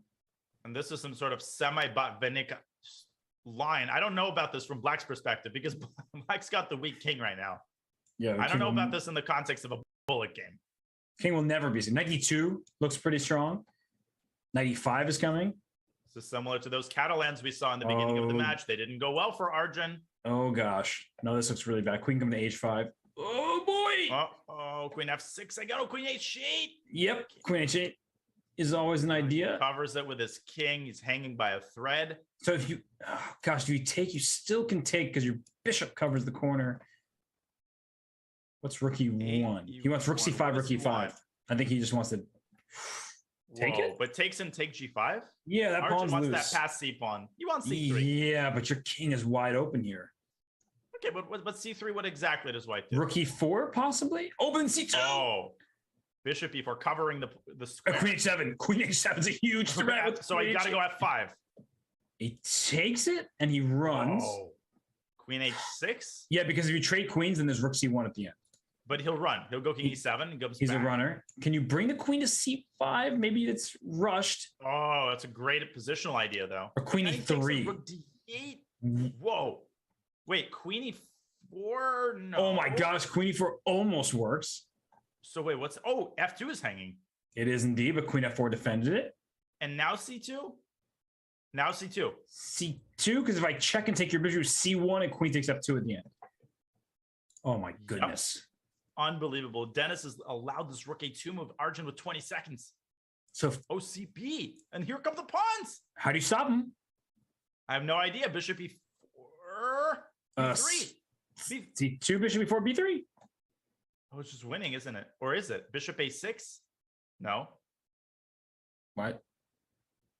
Oh, he's got to play bishop takes C2, but then rook takes C2 wins. Yeah, no, that's definitely losing. Oh, B2. What is he doing? Oh, he had to go King G2. King G2. Oh, and then there would have been a check on King, and he's going to lose. But he would have King G7 or something like that. And he's going to lose another heartbreaking game and another great position into the toilet. He can't even pull out a draw out of these games. No. And Arjun, he got some counterplay with that B4 move. You called it. He wanted to pass pawn. He said, not just one, I'll get two. And that's how he wins the game. But Dennis is playing great. Arjun now is finding his form. And we have a Catalan once more. Arjun is so good in high pressure situations. It's actually unreal. Like the way he finds counterplay and the way he keeps his composure is a sight to behold. Dennis has not been able to keep ice water in his veins like he was at the start of the match. Okay, but the black side of this position looks like he is doing pretty decently. This A6 pawn can become a target if the bishops get traded. B4, then bishop D4. No, this looks great again for Dennis. Yeah, put a knight on D5. And that pawn majority, the 2-on-1 on the queen side, means that most endgames are going to be at the very least pretty decent for black. Better. Why not better. trade? Keep trading. Bishop F6. Queen C7 or C8, just let's trade stuff. He pushes his pawn. Mm-hmm. Also, Arjun might be playing too quickly. But on the other hand, he's building up a nice time advantage that's going to serve him very well as the endgame starts to sharpen up. That is true. What is the move here for black? Bishop D6. Calm move. Let's attack this. F4 or something.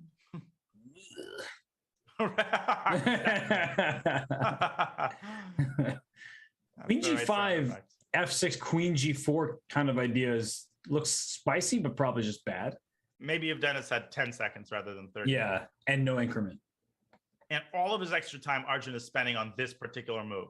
He can't find anything that he likes, and I can't blame him. Whoa. Queen C7 and Queen G5 F6? So he wants the Bishop F8 even? No, I think F6 is the move. No, F6 takes oh, that's sick. But he was afraid of the check, but you're right. The check would have walked into another pin. So many points on the table with kind of tactical vision that he had at the start of the match. But what does Arjun extricate the knight? Does he have to play like knight D8? Or knight A7 maybe? Oh. But then the pawns start rumbling forward with B4. Yeah, this still looks very bad for white.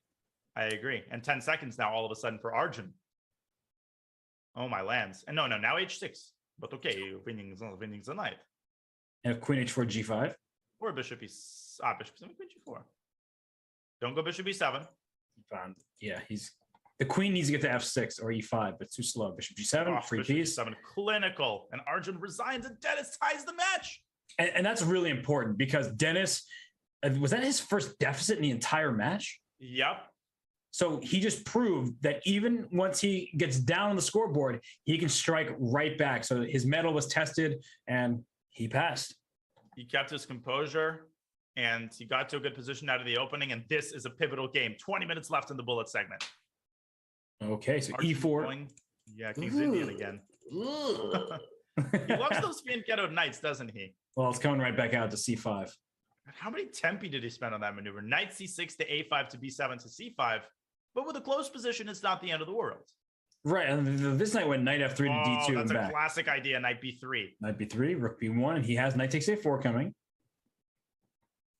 So he but this is good for white. No, this is really good for white. You definitely do not want to take this bishop on C1. But you got to play C5 quickly. Dennis can't spend too long here on these obvious moves. Yeah, I didn't like rook D1. I mean, what does that help? Why the delay? You had to go C5 straight away. And he goes knight B5. This bishop F1 and C5, maybe no.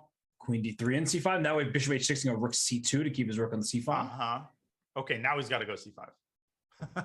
No, he doesn't. Is he going to go king H2, bishop H3? Oh, well, no, he's not anymore. Don't go rook D2 because it's bishop H6. He plays it anyway. And will he go F5? No, that looks too crazy. Arjun clearly preparing against C5. Ooh. Gosh. I was tempted to go knight E6 there. Me too. Oh, yeah, knight. Where's this knight going, though? Knight E3 and then what? Is it C5 time yet? There it is. Finally, there it is. Well, this bishop also is about to open up. It was perfectly timed for white. And C6, CD, all of these ideas on the queen side. Because just take on D7. Yeah. No, but bishop E8, bishop E8. And then just GF and knight C4, E5 or something? Can you take E5 like you were saying? D6, C7. Yeah, just push them all. Bang, bang, bang, bang. I would do it. It wasn't approved of, though. Knight takes G4, H takes. It seems like black is back in the game. Maybe because knight H5 put pressure on G3 at some point. And now black G5 thing. And white's gonna get mated there on the H file eventually. Rook B8 was a really bad move because now you're walking into tactics. Whoa. Knight. I thought there was knight takes. Oh, it was knight takes C7. It almost works. White, but does white want to trade all the rooks? Maybe just knight C3. Okay. Oh, and is there some sort of a tactic with G5 even with the rooks gone? That's what I'm looking for, right? Trying to mate down the king side. But just knight takes G7. Queen takes C7. Bishop E7 and Queen H4 is a huge threat. Queen H4 is a huge threat. How do you stop and white might this? run out of checks. I don't think you do. I think Dennis is going to lose this game. Oh, it's mate. I mean, this is definitely just Queen F2 or whatever. Yeah, this is he making a draw? No. He's going to repeat once, but he's not making a draw. Yeah, Queen F2. This is just what a heartbreaker for Dennis. Again, another game in which he had a great position out of the opening. Somewhere along the line, he procrastinated a little too long. Unbelievable.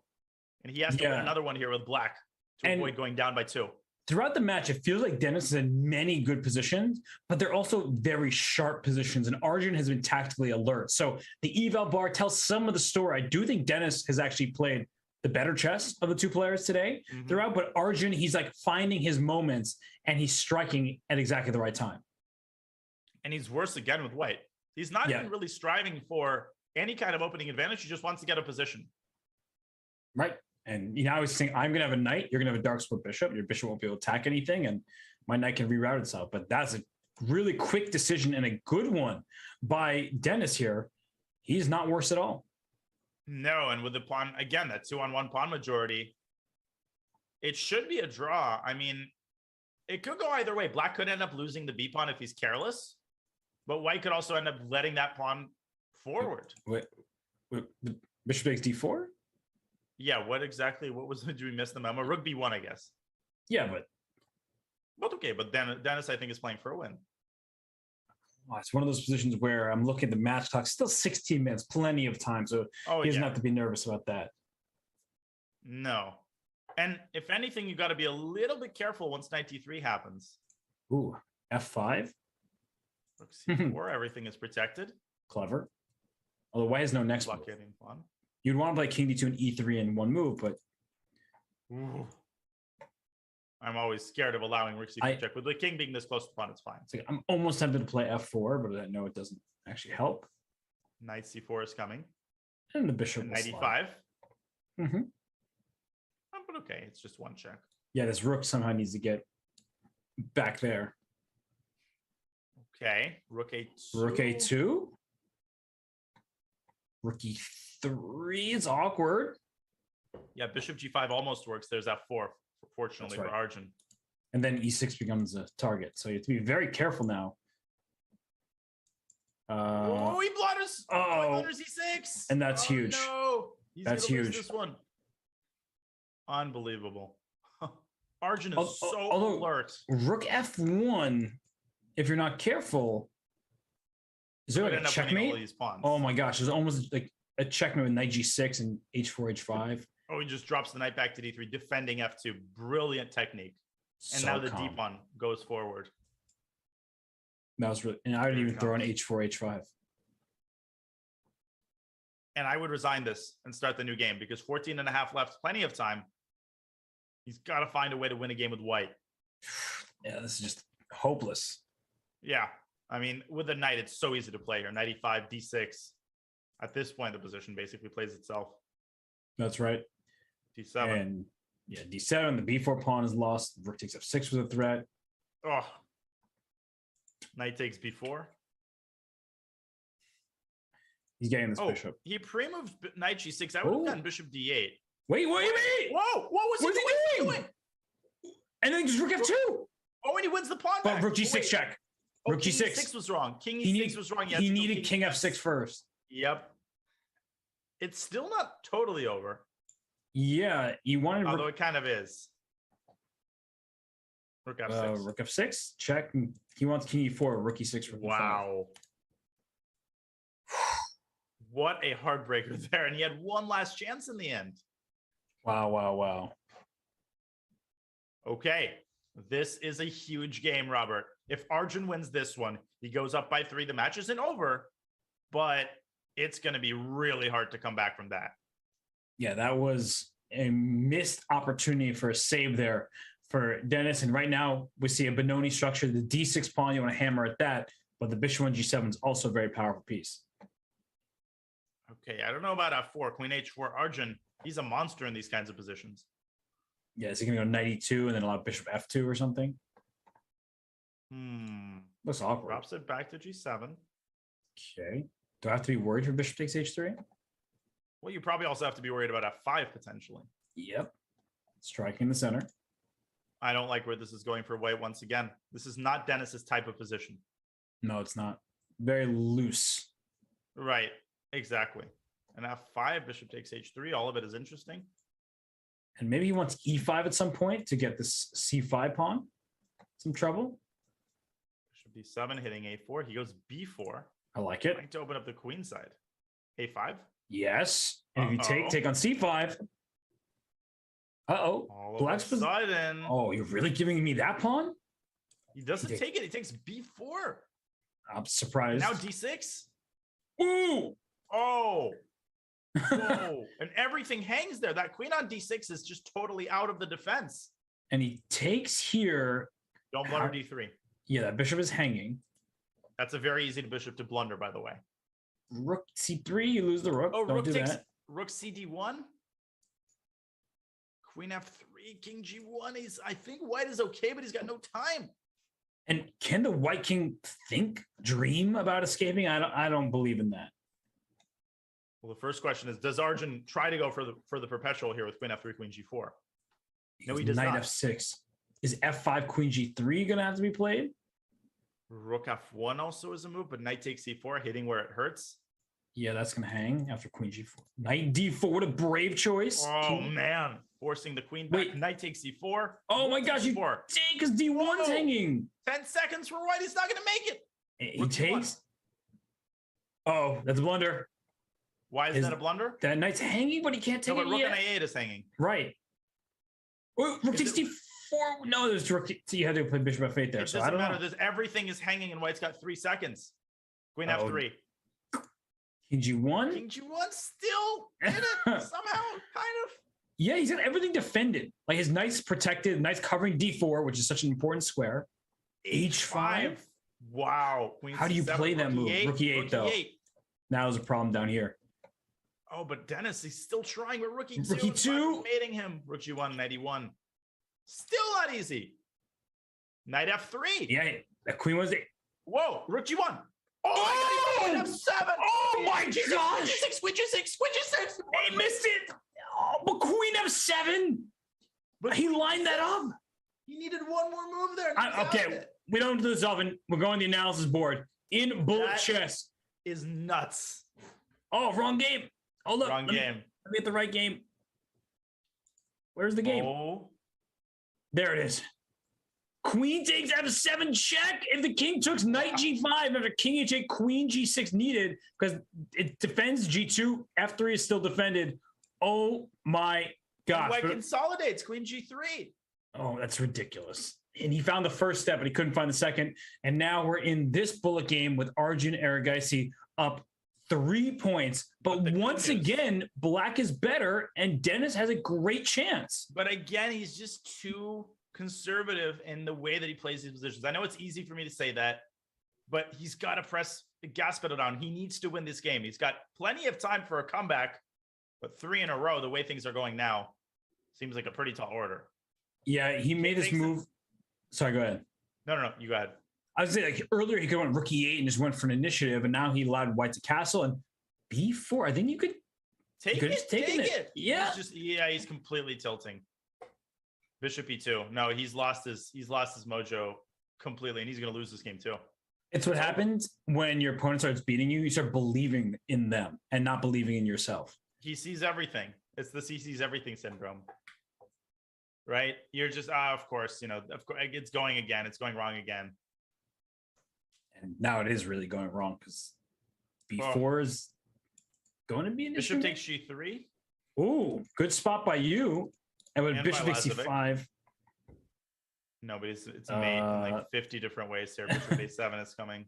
That king's in trouble. Bishop A7, Bishop C5, or Bishop A7, Bishop E3. Oh, resign. Woo! Resign and keep playing because there's 8 minutes left. Is there enough time for 4 games? Probably not. Seems like it's getting out of hand. But if he wins the games convincingly, he just needs 1 second remaining to start that final game. Right. So he basically needs 3 wins in this amount of time, which is possible. Yes. Which is actually very possible. But he needs to go fast. And he knows the opening. This is exactly what white is supposed to do, put pressure on the B6 pawn, maybe eventually play for E4, but black tries to play E5 and take over the dark squares. But the amount of good positions that Arjun has turned around in his favor is just staggering. It's staggering. Yeah. And he just became better tactically as the match went on because he started off by blundering in what looked like a wonderful attack for him. He made a mistake. He lost that game and he started off shakily, but now he's found his footing. Oh my gosh. You saw the sort of seeds of what brought Dennis down already in the 5-minute portion where he did take very long amounts of time, to eliminate Arjun's counterplay. And he just didn't have that luxury in the bullet. And Arjun, he's in control. He's completely in control right now, and you can feel it. Yeah. I mean, look at this. He controls the C5 square. He just put A4, which looked weakening to my eyes, but he sees his knight C5. And he's got a full minute left on his clock. And he gives up this. Knight D4. Just the understanding that he's showing here. Although, I mean, white is probably better here objectively as he takes a bunch of pawns. He's up 2 pawns. I could have seen him playing rook a7 there, just like giving rook trade. Rook h8. Uh-oh. Sorry. No, don't apologize. It's a great suggestion. F4? Yep, F4 is a great move. He goes rook b8 though, Whoa. and rook h7. So calm. F4. He's got to go F4. That's an automatic move. Yeah, his knight is loose on deep. G4. Ugh. H3 and queen F4. And this is what I'm talking about. These moves like G4, you got to play F4 within a couple seconds. Right? Well, he did play within a few seconds knight c2. Oh, c5. Oh, that's a good move. Keeps himself in the game. Rook e3, d7, rook f3, d8. Oh my god. There's a perpetual there with queen f8, queen d8. Yes. I think that's the way the game should end. Although there's also after king f6, rook b6 check. It's like surprisingly close to a checkmate, but the king would try to dance out to g5. This game is taking so much time off the clock, though. I could see Arjun making a mistake here. I mean, this is very complicated stuff. I could also see him milking another minute off the clock, and then it's going to be over. He found it. Wow. And unbelievable. Yeah, he's not going wrong. And this is a draw. Dennis cannot allow the king to g5 because then black wins. But he also can't afford to draw because the match is over. Right. No, it's this is the end. And Arjun Erigaisi, just the way he's been playing. I mean, that game, he clamped down on the dark squares. He's the one who went for a win. He could have done nothing, shuffled back and forth. There's no chance for white. He opened the king side, he opened the queen side, and it was a great move by Dennis just to stay in the game and survive it. But Arjun was the one who was sort of dictating the action at that point. And you called it earlier. Dennis played a fantastic match. Quality of game-wise, that was phenomenal. But that's why we watch the JICC. You can't do it for 60 minutes. You can't even do it for 90. You got to do it for the entire time. And one little drop off in your concentration, boom, there goes the 4-point lead. And now Arjun is the one with a 4-point lead. Yes. And how many pawns is, what's the material count? I see all these double isolated or triple isolated pawns here. And yet, of course, it's just 0.1. Yep. As Dennis contemplates his next move, he's down 30 seconds on the clock. The speed, too. He's really struggled speed-wise. A4 might trap this bishop, but he might be going for some kind of queen e5, queen f6 type of maneuver. Bishop a3, and he's reeling. And now he's losing more material. He's going to lose this game, too. Everything is under attack. AB, bishop f8, anything. Oh, no, maybe not everything. Maybe not. Because this rook's hanging. So you have to take first. Oh, you have to take in rook fd8. And there's a pin here. There's a back rank problem. Ooh. Imprecise move orders. If there was a little bit more time on the clock, on the match clock, Dennis would have a chance. Yes. But unfortunately for him, this is just going to be to make himself feel a little bit better about the overall match result. A6 taking advantage of a pin. Queen c3. Oh, brutal. Oh, and queen c4, everything's. Oh, whoa! What a move, though. Rook it's F1. check. It's check. I was like, rook d1? No, it doesn't work. Sacrificing, blundering the rook. Rook f6 is coming. That's mean. That's really mean. Maybe, sometimes. Oh, what a match. I can't believe this is about to be a 5-point lead for Arjun. That's nuts. And that's why the final score almost never tells the whole story. Okay, sometimes it does when it's a 1-point match. Right. Or if it's a 5-point match, but Arjun was leading the whole time. No, this was Dennis leading for the majority of the match. And then those last 2 blitz games where it was 50-50 chance, more or less, Arjun winning both of them and then heading to the bullet with all the momentum. Well, the last one in particular, right? I mean, that one was a neck breaker. Yes. I mean, we were contemplating whether Arjun should resign or let his time run out. Like that was the question, not whether he can turn it around and win. And Dennis had like a minute extra on the clock. It was nuts. F5. Trapping the rook. Look at that. Wait, does the king just walk up and trap it? No, but rook has c1. There's one square available, but as soon as it leaves A6 falls. I would play king d4 and bishop a3 and then bishop e4. That traps it. Wasn't that cool? Yeah, that was actually really nasty. Okay, this is still winning. Boom. Boom. Boom. Boom. Easy. Easy money. And another win for Arjun Erigaisi, whose bullet rating is back over 3,000. Yeah, that's where it belongs.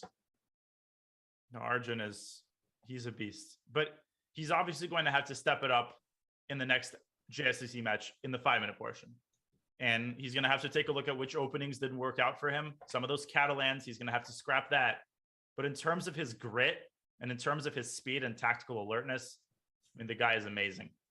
Arjun Erigaisi being down 4 points in the 5+1 time control is surprising, even if he was playing against Magnus Carlsen. Like that is, yeah, no, it's true. That was really shocking, but it wasn't that he was making mistakes. Dennis was just playing amazing chess, and unfortunately for him, these matches are 3 hours long, and he couldn't keep it up the whole time. And he played a great match. I think he should be proud of the chess that he showed today, but it's not going to be enough to make it to the quarterfinals of the JSCC. No, it's not. And this is going to be the last game of the match. It's purely academic at this point, but Dennis probably will win this game and honor goal. Mm-hmm. Yeah. Good night on C6. Can I? Uh-oh. Oh, God, again. And now he's eliminating the D5 pawn, and there goes the knight. Wow. Yeah, knight A7, just to avoid losing a pawn or anything. And yeah, just trades queens, take on E6. Just F2 is problem. The rook, black might win this game. Yeah, no, absolutely. Black might win this game. The disparity in knight activity. Oof. Oof. Maybe DE and E7. Oh, Gives us D6. Exchange here. But rook D7, knight E5. I guess we might have some sort of a repetition. Yeah, or rook to D8 and just reinforce. Right. And then black can try to pick up that pawn. Mm-hmm. Rook B6. Huh. Knight E5 anyway? Oh, no. Oh, no. Down a pawn in a theoretically drawn endgame. In a match that you've already lost by 4 points, and now you got to suffer here. Yeah. I wonder if Arjun knows the match clock is over with, because he could just offer a draw and be kind. Yeah. But he might play this to win. You might want the rating. Yeah, this is a theoretical draw, although even Gary the Great Kasparov has lost this position in the pawn down setup against PK. You're in Piquet. So there's so many tricky attempts. Like you can play G5 at some point and then recapture with the pawn and create an imbalance in the pawn structure. And it's quite annoying to have to defend that. Yeah, and if white's not careful, like an E3 could shatter your pawn structure. And here's G5. King G4, I guess. Rook B4. I think Rook F8, E3, F3 checkmate. Right, that's exactly what's going to happen. How did you know? You know, I commentated with the prophet for long enough. It's starting to rub off on me. So G3, like you have to be careful because there could be a moment where black plays G3 and you take, and then the king gets in here. He's trying to set it up every which way, yeah. But Dennis is holding on nicely here. Right. Rook F8, okay, it's a draw. Yeah. And the match officially concludes. It is a 5-point victory for Arjun Erigaisi. Danya, I mean, what a bullet portion for Arjun. Absolute beast. It's not easy to be down for this long in the match and keep your composure, keep seizing your opportunities. It was a gritty match. Arjun wasn't in the kind of form that he wanted to be. He wasn't getting the kind of positions he wanted out of the opening, but great players, they adapt, right? They don't just throw their hands up and say, today's not my day. They find ways around it. They find ways to exploit what they're good at on their bad days. And that's exactly what Arjun did today. A great win and a great match. And we have to give props to Denis Lazavik because he played an extraordinary 5-minute portion in particular. He jumped out to a 4-point lead, unheard of against the caliber of player like Arjun Erigaisi. And yet, in the end, it was not enough. So we wish him well. It will not be in the JSCC, but he's won a title Tuesday before. He'll probably be playing tomorrow, and we'll see if he can continue his successes. But for now, it's all Arjun Erigaisi. It is, and there will be more Arjun Erigaisi on the other side of this break because we will have him here for an interview. So don't go anywhere. We'll have an interview with the victor and some concluding thoughts. You're watching the Junior Speed Chess Championship presented by SIG interview with Arjun Erigaisi on the other side of this break.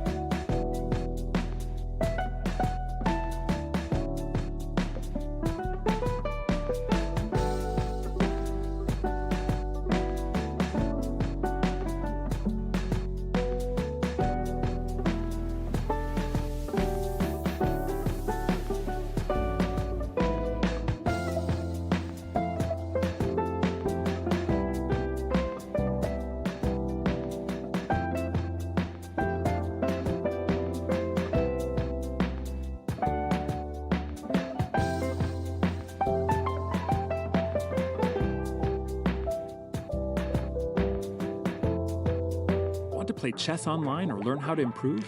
Join us at the #1 chess destination in the world, chess.com.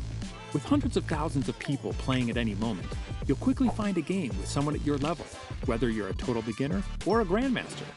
You can play games at any pace against friends, other members, or one of our many computer personalities. Chess.com makes improving fun and easy. Sharpen your game with tactics puzzles and enhance your strategy with our videos and lessons by top masters. Learn from your own games with Chess.com's easy-to-use analysis tool. Regardless of your skill level, Chess.com has all you need to take your game to the next level. Chess.com is your go-to source for chess news, live coverage of tournaments, events, and everything in between. Experience Chess.com anytime and anywhere, whether you're at home on your computer or on the go with our mobile apps. Signing up is free and easy, so what are you waiting for? Join Chess.com today.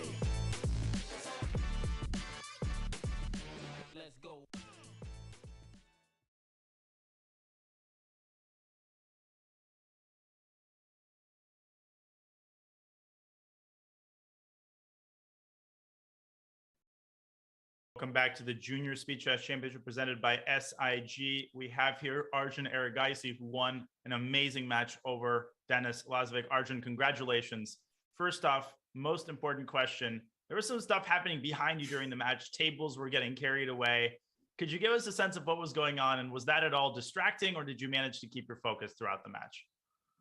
So basically, currently I'm in Spain, and internet is not the best in my room, so I'm playing from the commentary room. So there were some people working here, and that is why it was happening. But after that point, it was all cool, and it was slightly distracting, but I don't think it affected my chess. Gotcha. Well, you're playing from Spain. You started out on a bit of a slow pace there. What was going wrong in the 5-minute portion? And, what were your thoughts about how well Denis was playing there? It's been a really long time since I last played online chess, so maybe I was out of shape, and I guess I needed some games to warm up. And he played extremely well. He was making use taking advantage of everything, and it was pretty close until the bullet segment, and in the end he just kind of tilted after losing a few games. Arjun, you had those 2 games at the end of the 3-minute portion, both of which featured incredible comebacks. We thought that the position was resignable. You managed to get 2 points out of 2. Did you feel that that was a turning point? Did you sense that Dennis started losing the threat of the match after you pulled out those 2 comebacks? Yeah, I think that played a huge role. After that, I was pretty confident and momentum was on my side. And I think I became the favorite by that point. For sure. And Arjun, we know you've been playing a ton of classical chess recently. What's your next tournament? Where are you off to next? I'll be playing in the GM tournament, which starts on the 3rd of. So, yeah. Mm-hmm. And that's in Sweden, right? Yes, that's in Sweden. Awesome. We will be following. Arjun, we'll let you relax. We know you've had a punishing schedule and a very difficult match. So congratulations. Thank you for joining us for the interview. Thanks, Arjun. Congrats. Thank you. Bye. Okay. Well, as we look at the bracket, Robert, another quarterfinal match is in the books. Arjun Erigaisi, he outlasts his competitor, very high-level chess today. And we have just been blessed with some absolutely phenomenal performances thus far, and we're just getting started.